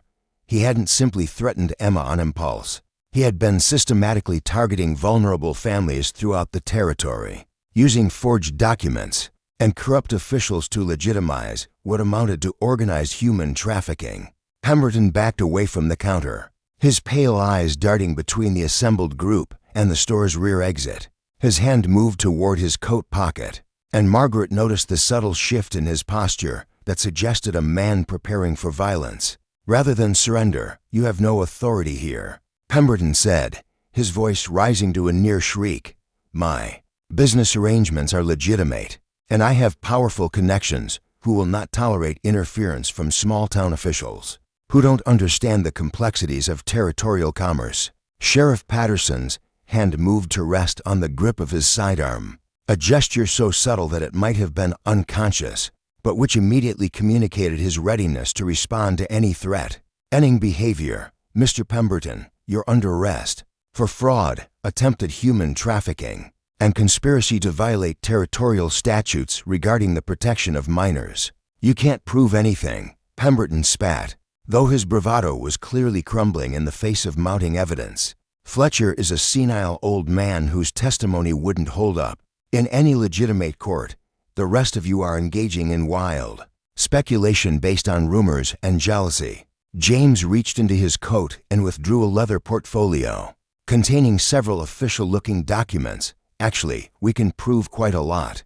These are certified copies of complaints filed by families in 3 different counties, all describing identical patterns of debt manipulation and fraudulent contracts targeting young women.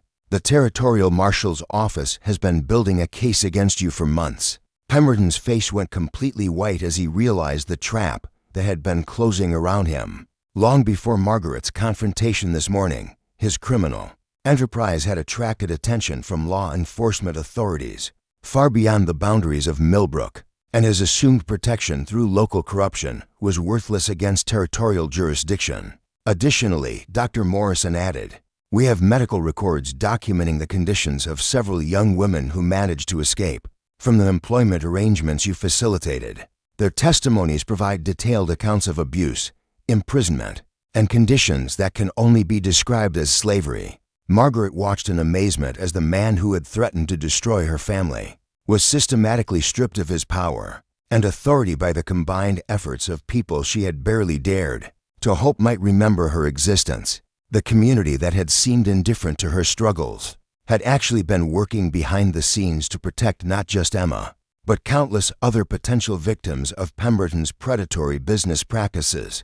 Pemberton made a sudden lunge toward the rear of the store, his desperation finally overcoming his calculated facade. Sheriff Patterson moved with surprising speed for a man his age, intercepting the merchant before he could reach the back door and pinning him against the wall. With practiced efficiency, "Harold Pemberton," the sheriff said formally, "you are under arrest for multiple counts of fraud, conspiracy to commit human trafficking, and attempting to violate territorial statutes protecting minors from exploitation. You have the right to remain silent, though I suspect you'll have plenty to say once the Territorial Marshal begins questioning you about your associates in other cities." As handcuffs clicked round Pemberton's wrists, Margaret felt a wave of relief so powerful it nearly knocked her off her feet. The nightmare that had consumed her thoughts for days was finally over, but more than that, a criminal enterprise that had destroyed unknown numbers of families had been brought to justice.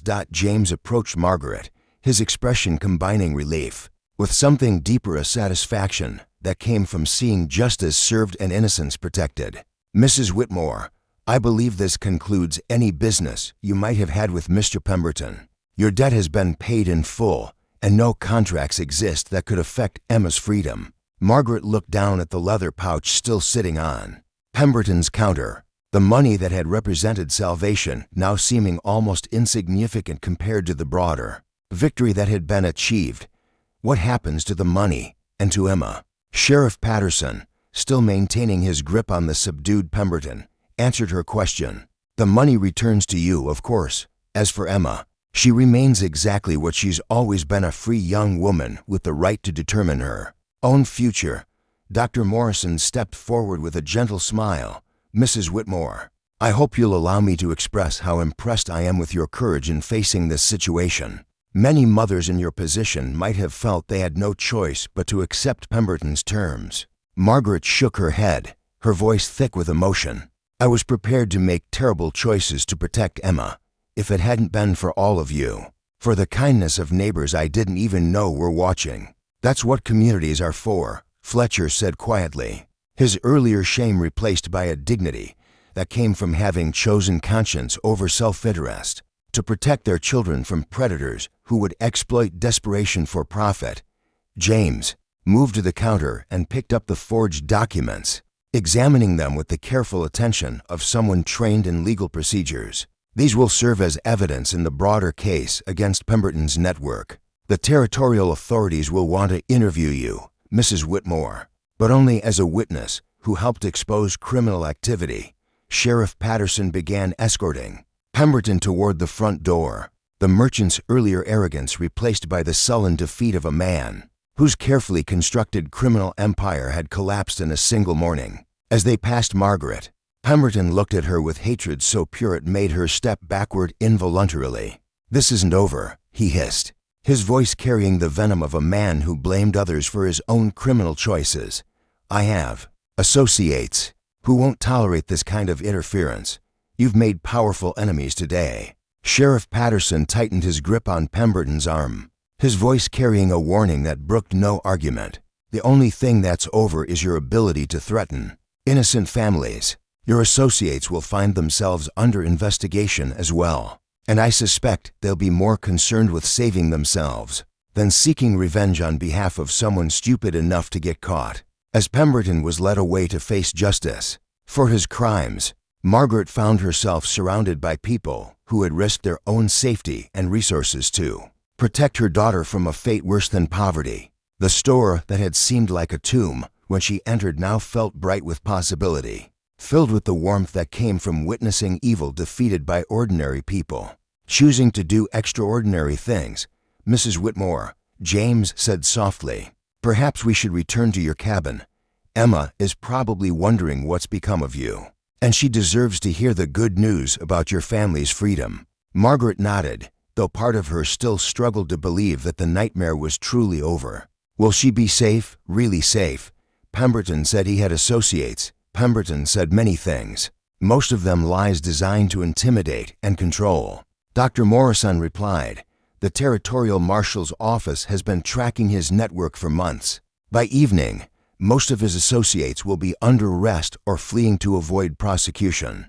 As they prepared to leave the store, Margaret took one last look around at the expensive goods and luxurious furnishings that had been purchased with money stolen from desperate families.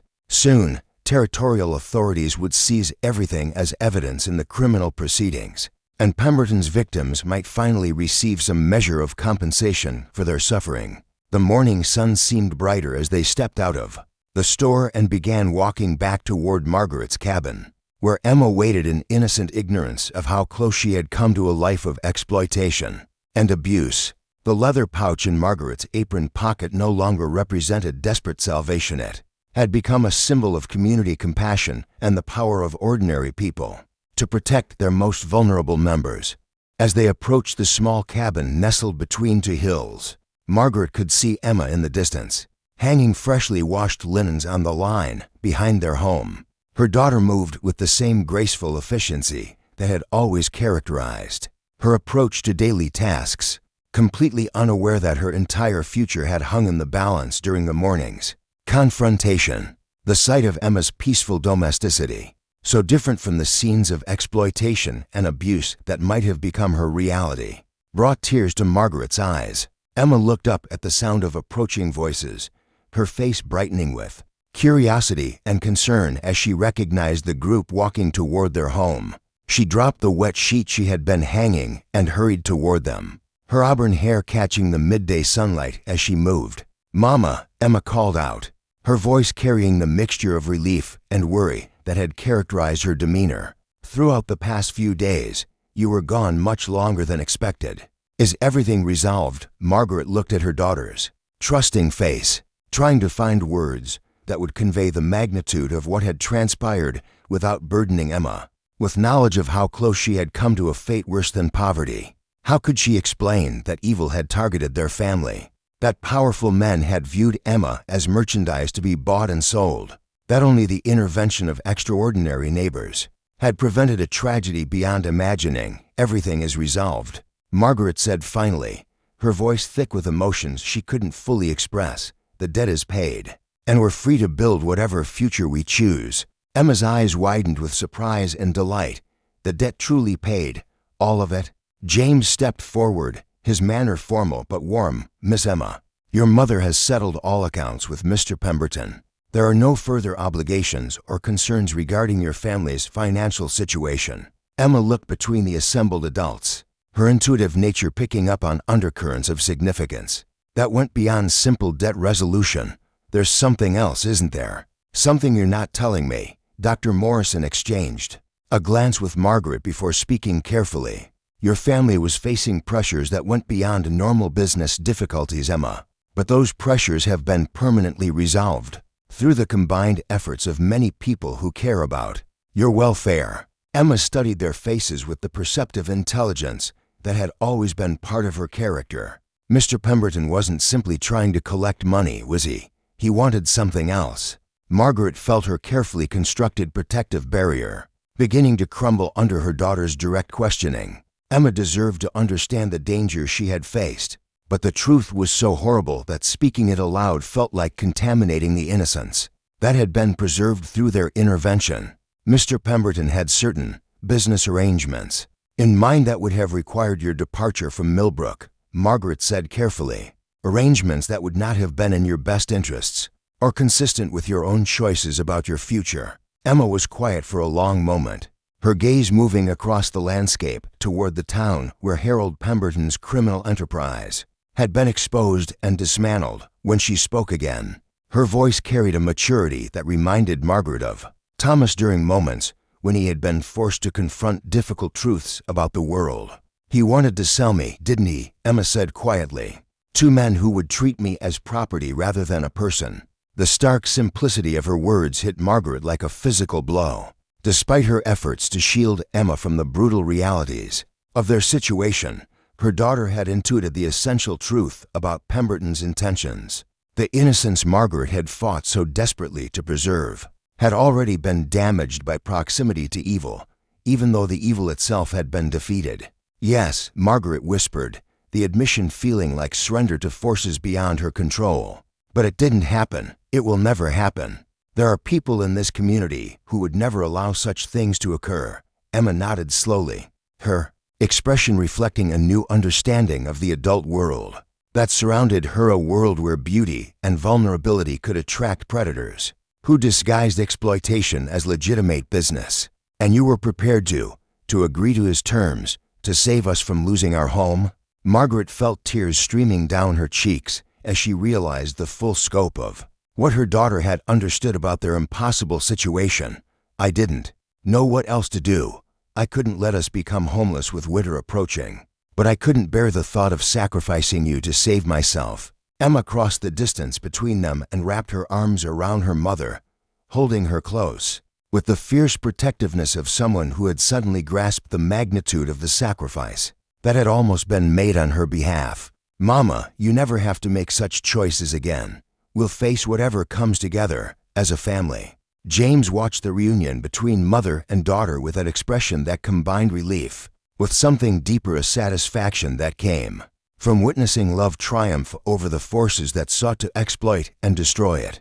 Miss Emma, if I may say so, your understanding of this situation reflects the same strength of character that allowed your mother to resist Pemberton's threats despite feeling completely alone. Emma pulled back from her mother's embrace, her eyes bright with unshed tears but her voice steady. We weren't alone, though, were we? There were people watching, people who cared enough to help when help was needed. More people than you might imagine, Dr. Morrison confirmed.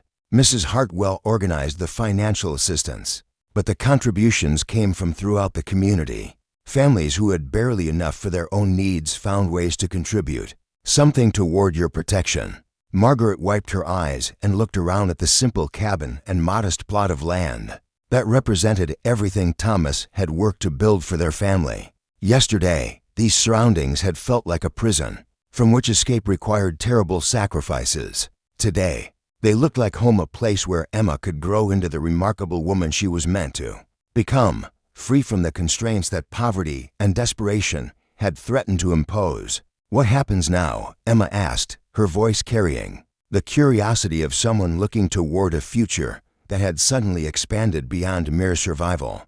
With Mr. Pemberton arrested and our debts cleared, what possibilities are available to us?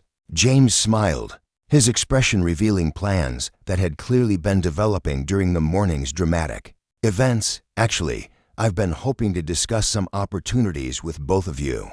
My father's law practice has been growing, and we're in need of someone with strong organizational skills and the ability to work with families facing legal difficulties. Margaret stared at him, hardly daring to hope that legitimate employment might be available to someone whose recent experience had involved nothing more prestigious than occasional cleaning work for neighbors.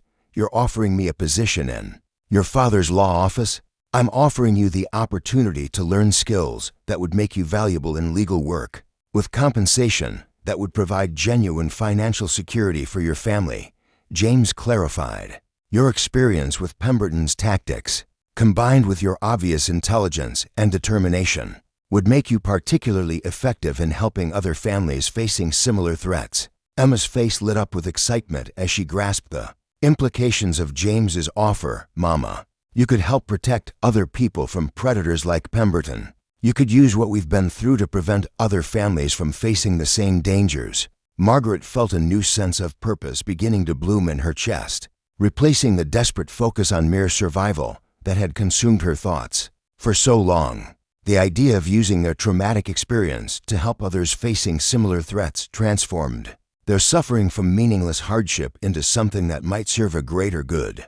And Emma, James continued, there are educational opportunities available in the county seat that might interest someone with your intelligence and curiosity. Teaching positions, administrative work, possibilities that would allow you to build whatever future you can imagine for yourself. Emma looked toward the distant hills that separated their small valley from the larger world beyond Millbrook. For the first time in her life, that world appeared filled with possibilities rather than threats, opportunities rather than dangers that required careful navigation.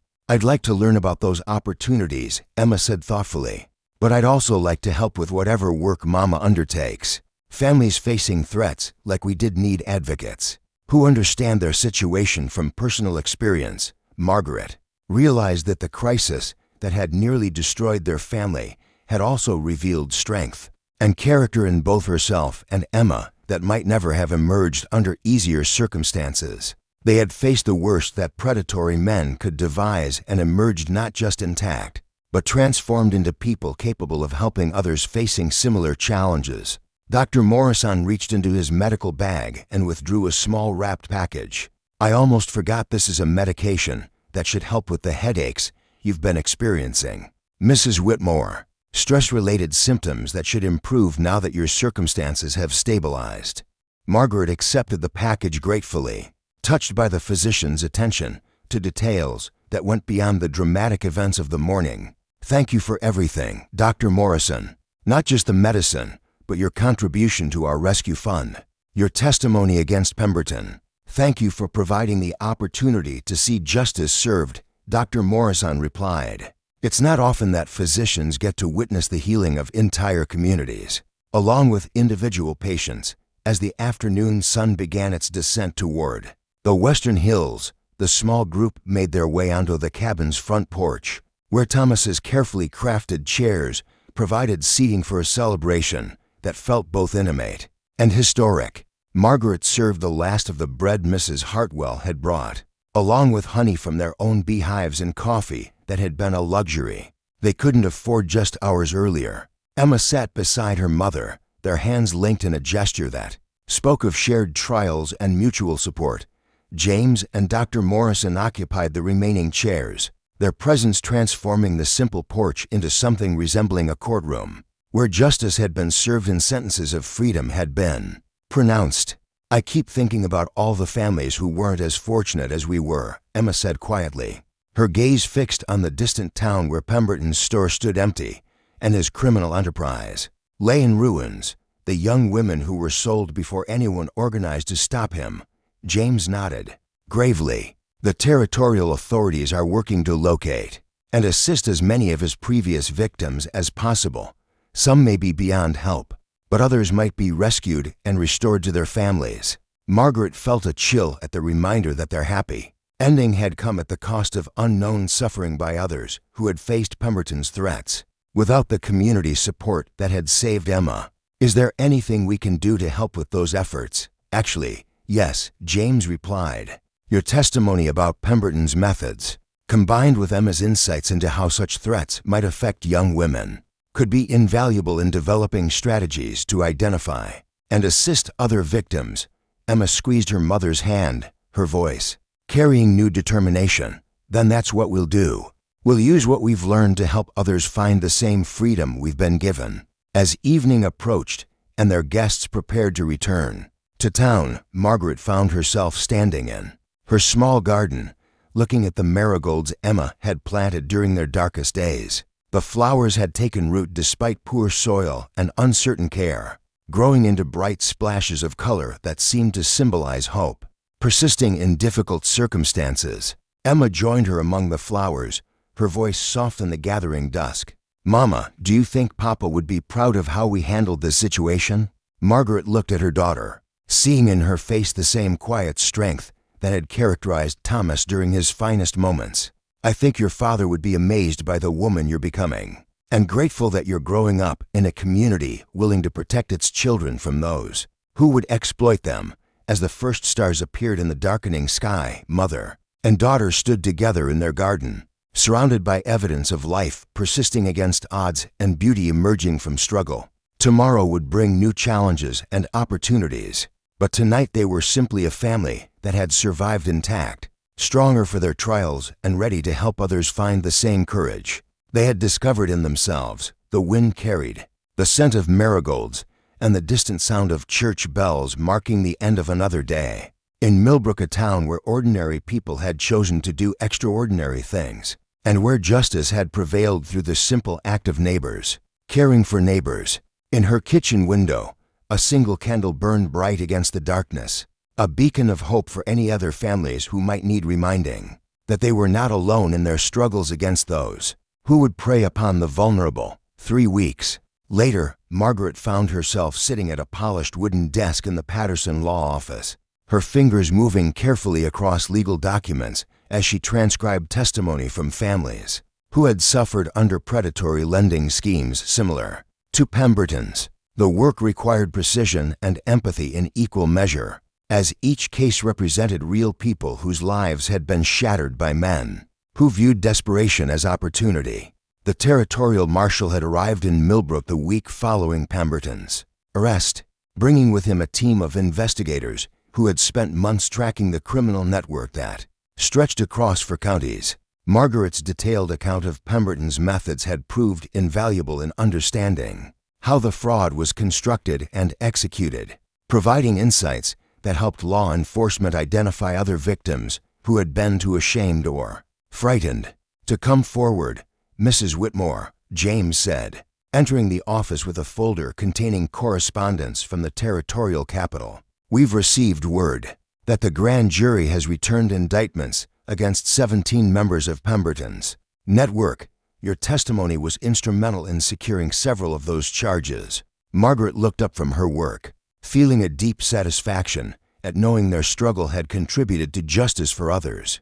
"Have they been able to locate any of the young women who were sold through previous auctions?" 8 have been found and returned to their families, James replied, his expression reflecting both relief and sorrow. 3 others have chosen to remain in their current situations, though they've been assured that legal assistance is available if they change their minds. The fate of several more remains unknown, but the investigation continues. Emma entered the office carrying a tray of tea and fresh biscuits, her movements confident as she navigated her new role as assistant to both Margaret and the Patterson law practice.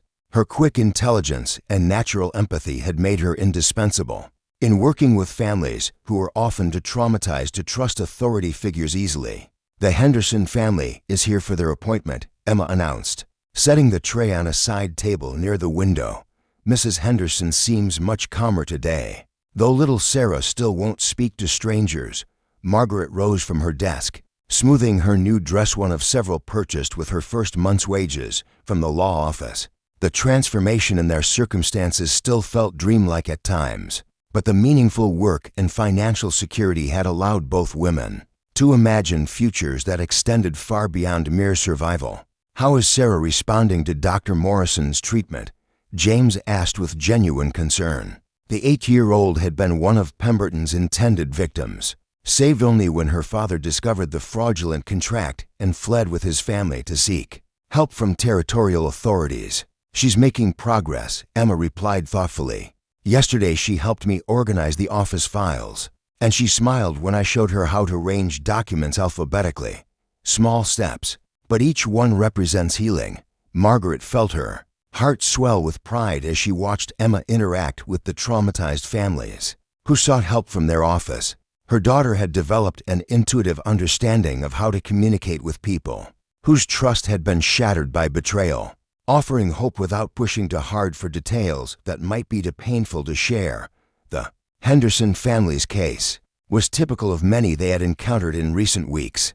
Richard Henderson had borrowed money to expand his small farm, only to discover that the loan documents contained clauses that would eventually transfer ownership of his property to Pemberton's associates. When Henderson fell behind on payments due to crop failure, Pemberton had offered to forgive the debt in exchange for 8-year-old Sarah's placement in what he described as educational service with a wealthy family in the state capital. Unlike Margaret, Henderson had immediately recognized the proposal as thinly disguised trafficking and had gathered his family for a desperate flight from their home. They had arrived in Millbrook 3 days after Pemberton's arrest, seeking legal assistance to reclaim their property and ensure their daughter's safety.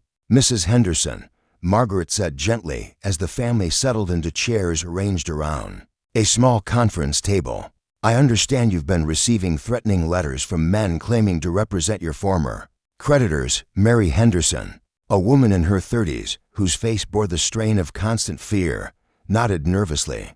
"They say the contracts are still valid, that we can't escape our obligations simply by running away. They've threatened to take Sarah regardless of what happened to Mr. Pemberton." Emma leaned forward slightly, her voice calm and reassuring. "Mrs. Henderson, those threats have no legal basis. The territorial authorities have invalidated all contracts associated with Pemberton's network. No one has any claim on Sarah or your family's property." James spread several official documents across the table, pointing to specific sections as he explained the legal protections that had been established. "Furthermore, the territorial marshal has issued warrants for anyone attempting to enforce fraudulent contracts or threaten families who were victimized by Pemberton's organization." Richard Henderson, a tall man with calloused hands and the weathered face of someone who had spent his life working outdoors, spoke with quiet intensity. "We lost everything running from those men. Our farm, our animals, most of our possessions. All we have left is each other and the hope that Sarah can grow up free from the nightmare they tried to force on her." Margaret understood their situation completely, remembering her own desperate calculations about what sacrifices might be necessary to protect Emma from similar threats. "Mr. Henderson, there are programs available to help families who lost property through fraudulent schemes. The territorial government has established a fund to provide compensation and assistance for victims of organized fraud." Emma reached into a wooden filing cabinet and withdrew a folder containing application forms and detailed instructions. "The process takes time, but several families have already received assistance that allowed them to start over in new locations or reclaim property that was illegally seized." Little Sarah Henderson sat quietly between her parents, her eyes moving constantly around the room as if searching for threats that might emerge from unexpected places. The trauma of being targeted by predators had left her withdrawn and hypervigilant, though she seemed to respond positively to Emma's gentle presence. "Sarah," Emma said softly, "would you like to help me feed the birds outside the window? I scattered seeds on the ledge this morning, and I think they're waiting for us." The child looked to her mother for permission, then nodded slightly and followed Emma to the large window that overlooked the main street of Millbrook. Margaret watched as her daughter patiently showed Sarah how to place birdseed on the windowsill, her movements slow and unthreatening as she helped the traumatized child engage with something beautiful and harmless.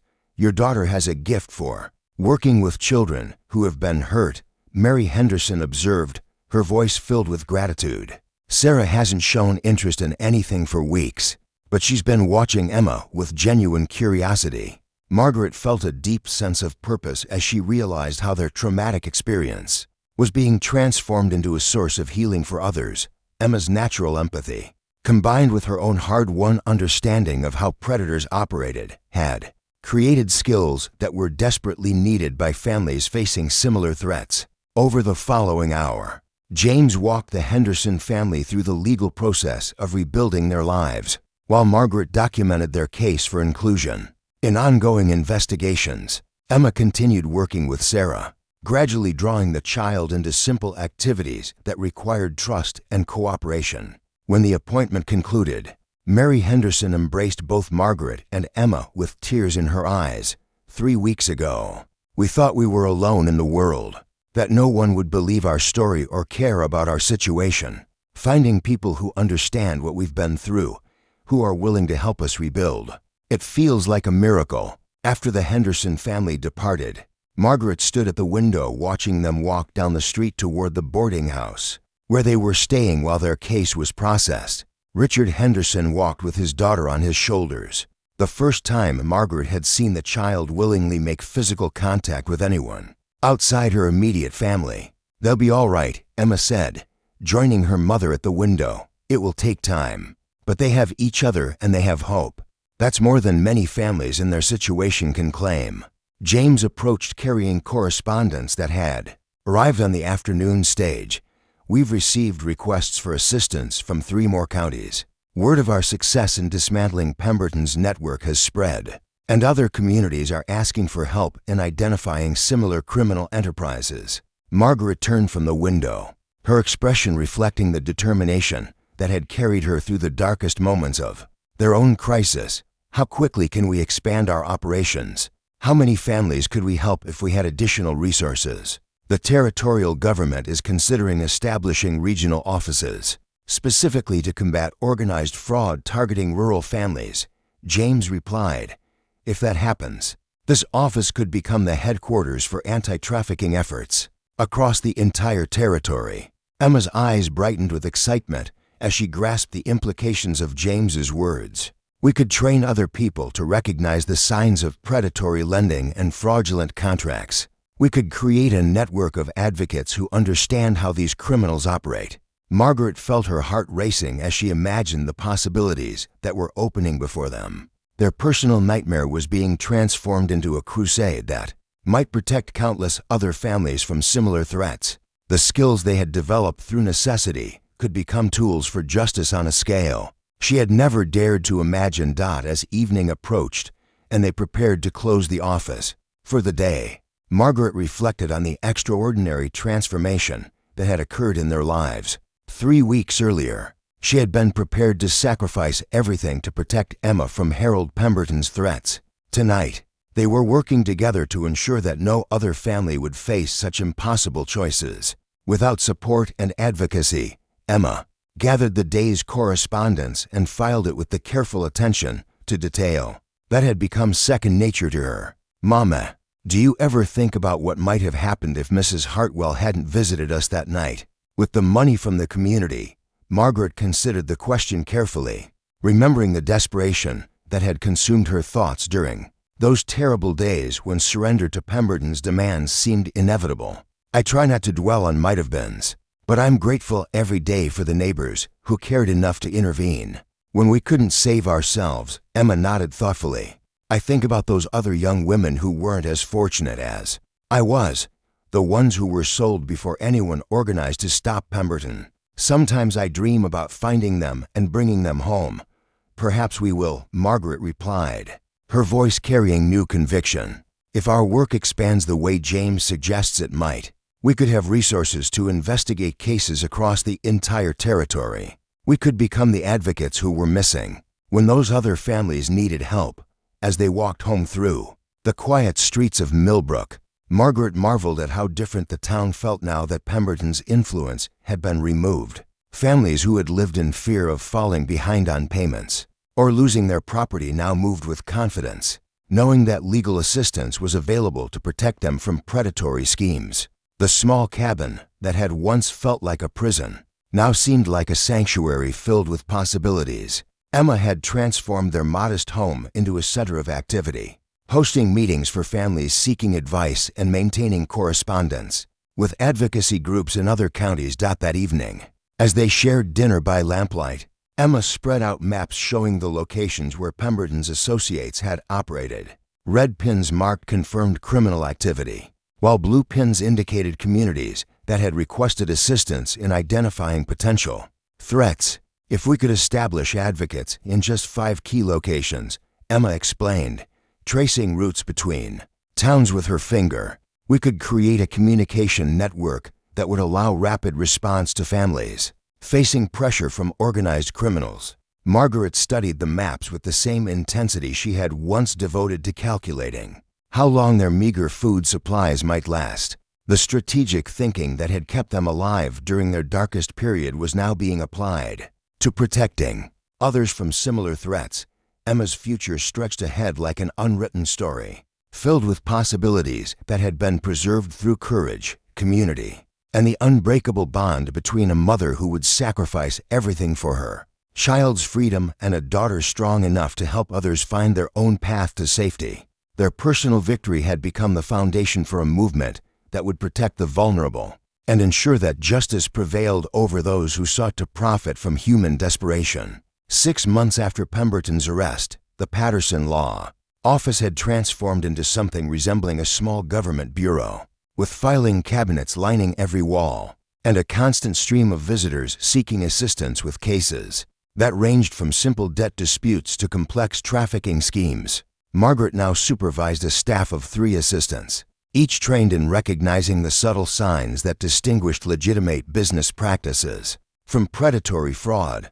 The territorial government had indeed established the regional anti-fraud office that James had predicted, with Margaret appointed as chief administrator and Emma serving as coordinator for victim assistance programs. Their success in dismantling Pemberton's network had attracted attention from federal authorities, who were beginning to recognize that organized trafficking required coordinated law enforcement response across state boundaries. Mrs. Whitmore called Rebecca Mitchell, the newest member of their staff, from her desk near the front window. "We've received a telegram from the Marshal's office in Colorado Territory. They've identified a network operating along the mining towns that appears to use methods identical to Pemberton's organization." Margaret looked up from the comprehensive report she was preparing for the territorial legislature, a document that would serve as the foundation for new laws, specifically targeting organized trafficking schemes. "How many families are involved?" "At least 15, possibly more," Rebecca replied, her voice carrying the controlled anger that all of them had learned to manage when confronting evidence of systematic exploitation. Young women between 14 and 20. All from families facing financial crisis due to mining accidents or failed claims. Emma entered the office carrying a leather satchel filled with correspondence from advocacy groups across the Western territories. Her role had expanded to include coordination with similar organizations in other regions, creating a communication network that allowed rapid sharing of information about criminal enterprises that crossed jurisdictional boundaries. "The situation in Colorado sounds familiar," Emma said, having overheard Rebecca's report. "I've been corresponding with a teacher in Denver who suspects that several of her former students have disappeared under suspicious circumstances involving debt collection and fraudulent employment contracts." Margaret rose from her desk and approached the large map that now dominated one wall of the office. Colored pins marked confirmed criminal activity in red, suspected operations in yellow, and successful interventions in blue. The pattern that emerged showed a web of interconnected criminal enterprises that stretched from the Mississippi River to the Pacific coast. "If the Colorado network is connected to our previous cases," Margaret said, studying the geographic relationships between known criminal operations, "then we're looking at an organization that's much larger and more sophisticated than we initially understood." James entered the office carrying a folder containing legal documents that had arrived on the morning stage. His role had evolved to include coordination with federal law enforcement agencies, as the scope of trafficking operations had proved too large for territorial authorities to handle independently. "I've received authorization from Washington to establish a joint task force, specifically targeting organized trafficking in the Western Territories," James announced, his voice carrying excitement tempered by awareness of the enormous challenges ahead. "Federal marshals will be assigned to work with our office in investigating interstate criminal enterprises." Emma moved to stand beside her mother at the map, her finger tracing potential routes between Colorado mining towns and the cities where Pemberton's associates had operated. "If we can establish the connections between these different networks, we might be able to prevent hundreds of families from facing the kind of threats we experienced." Margaret felt a familiar surge of determination as she contemplated the magnitude of the work ahead. Each pin on their map represented real families whose lives hung in the balance. Mothers who faced impossible choices between their children's freedom and their own survival. The memory of her own desperation during those terrible days when Emma's fate seemed sealed provided constant motivation for the exhausting but vital work they had undertaken. We'll need to coordinate with local law enforcement in at least 6 different territories, Margaret said, her mind already working through the logistical challenges of managing investigations across such vast distances. And we'll need advocates who understand how these criminals operate, people who can recognize the signs before families reach the point of desperation. Rebecca looked up from the stack of correspondence she had been sorting. I've identified 12 women in different communities who have expressed interest in training as advocates. Most of them are survivors of similar schemes or family members of victims. Emma turned from the map with an expression of growing excitement. Survivors would make the most effective advocates. They understand the psychological manipulation that makes these schemes successful, and they have the credibility that comes from personal experience.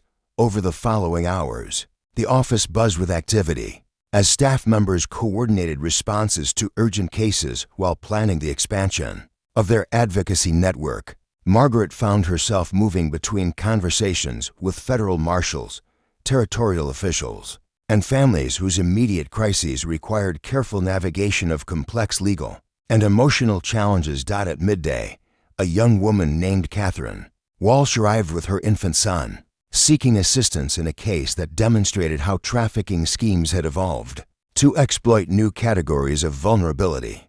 Catherine's husband had been killed in a railroad construction accident, leaving her with substantial medical debts and no means of support. The man who holds the debts says I can work them off by accepting employment with a family in San Francisco, Catherine explained, her voice shaking with fear and exhaustion. But when I asked for details about the position, he became evasive.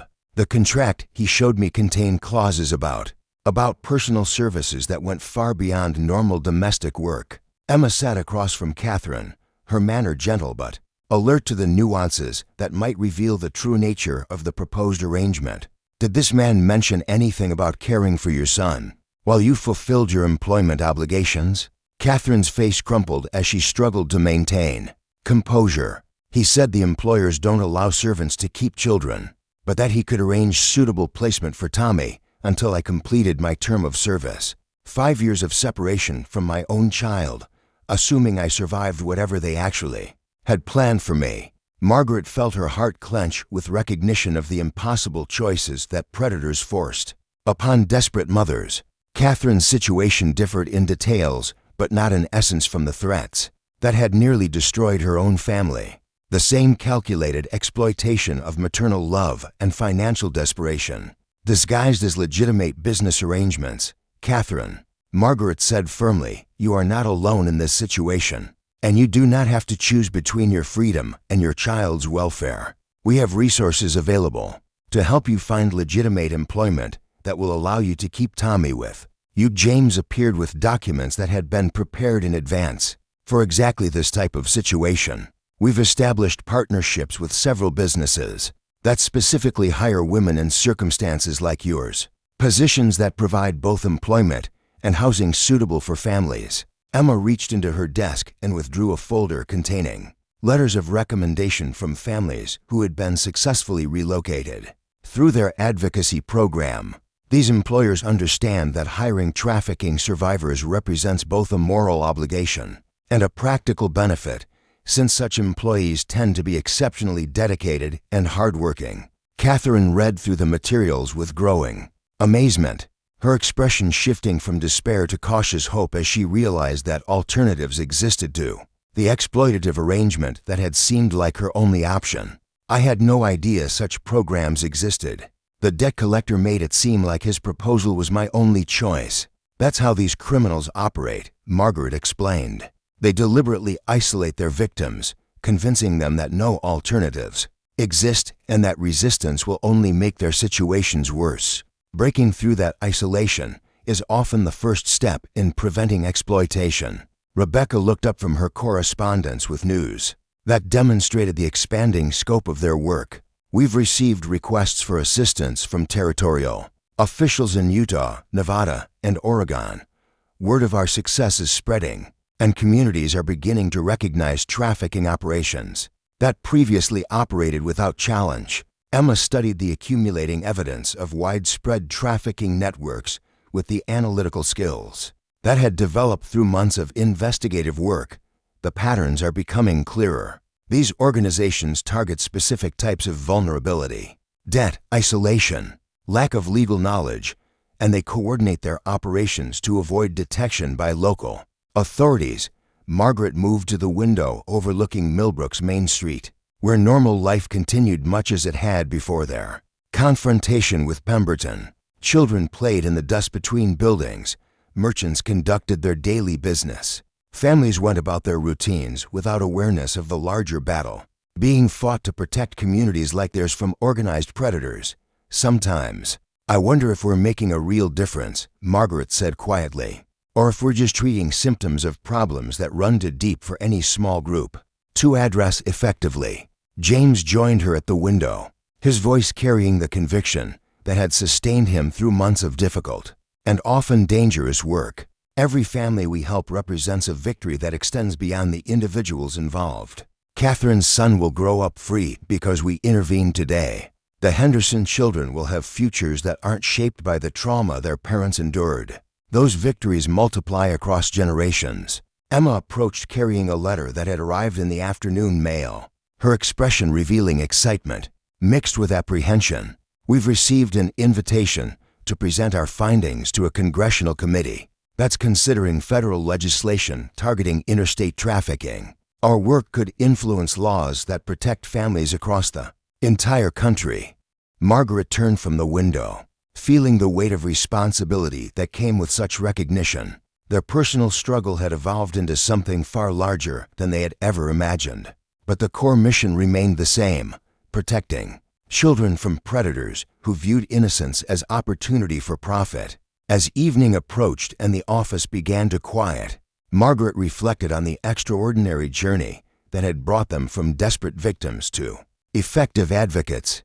The transformation had required courage, community support, and unwavering determination to turn their traumatic experience into a source of strength. For others facing similar threats, Emma began organizing the day's correspondence into categories that would guide their work the following morning: urgent cases requiring immediate intervention, ongoing investigations that needed coordination with federal authorities, and requests for assistance from communities just beginning to recognize trafficking operations in their midst. "Mama," Emma said as she worked, "do you think Papa would be proud of what we've accomplished, of how we've used what happened to us to help other families?" Margaret considered the question carefully, remembering Thomas's quiet strength and his instinctive protectiveness toward anyone who faced unfair treatment.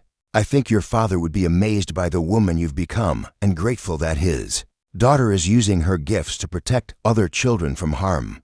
The candle that had once burned as a beacon of hope in their kitchen window had been replaced by something much larger, an organization that brought light to families trapped in darkness, advocates who understood the psychology of exploitation because they had faced it themselves, and a network of protection that stretched across territories to ensure that no community faced such threats alone. Catherine Walsh departed that evening with genuine employment secured, housing arranged, and the knowledge that advocates would monitor her situation to ensure her safety. Her infant son would grow up free from the shadow of trafficking that had threatened to separate them permanently. Another small victory in the larger war against organized exploitation. As Margaret and Emma walked home through the familiar streets of Millbrook, they carried with them the satisfaction that came from meaningful work and the knowledge that their personal nightmare had been transformed into hope for countless other families. Tomorrow would bring new cases, new challenges, and new opportunities to prove that ordinary people could achieve extraordinary things when they chose to stand against injustice. The small cabin that had once represented vulnerability and isolation now served as headquarters for correspondence with advocacy groups across the continent, a symbol of how individual courage could spark movements that changed entire systems of law. and justice. Their story had become larger than themselves, but it remained grounded in the simple truth that every child deserved protection, and every family deserved advocates who understood their struggles. From personal experience, up next, you've got 2 more standout stories right on your screen. If this one hits the mark, you won't want to pass these up. Just click and check them out. And don't forget to subscribe and turn on the notification bell so you don't miss any upload from us.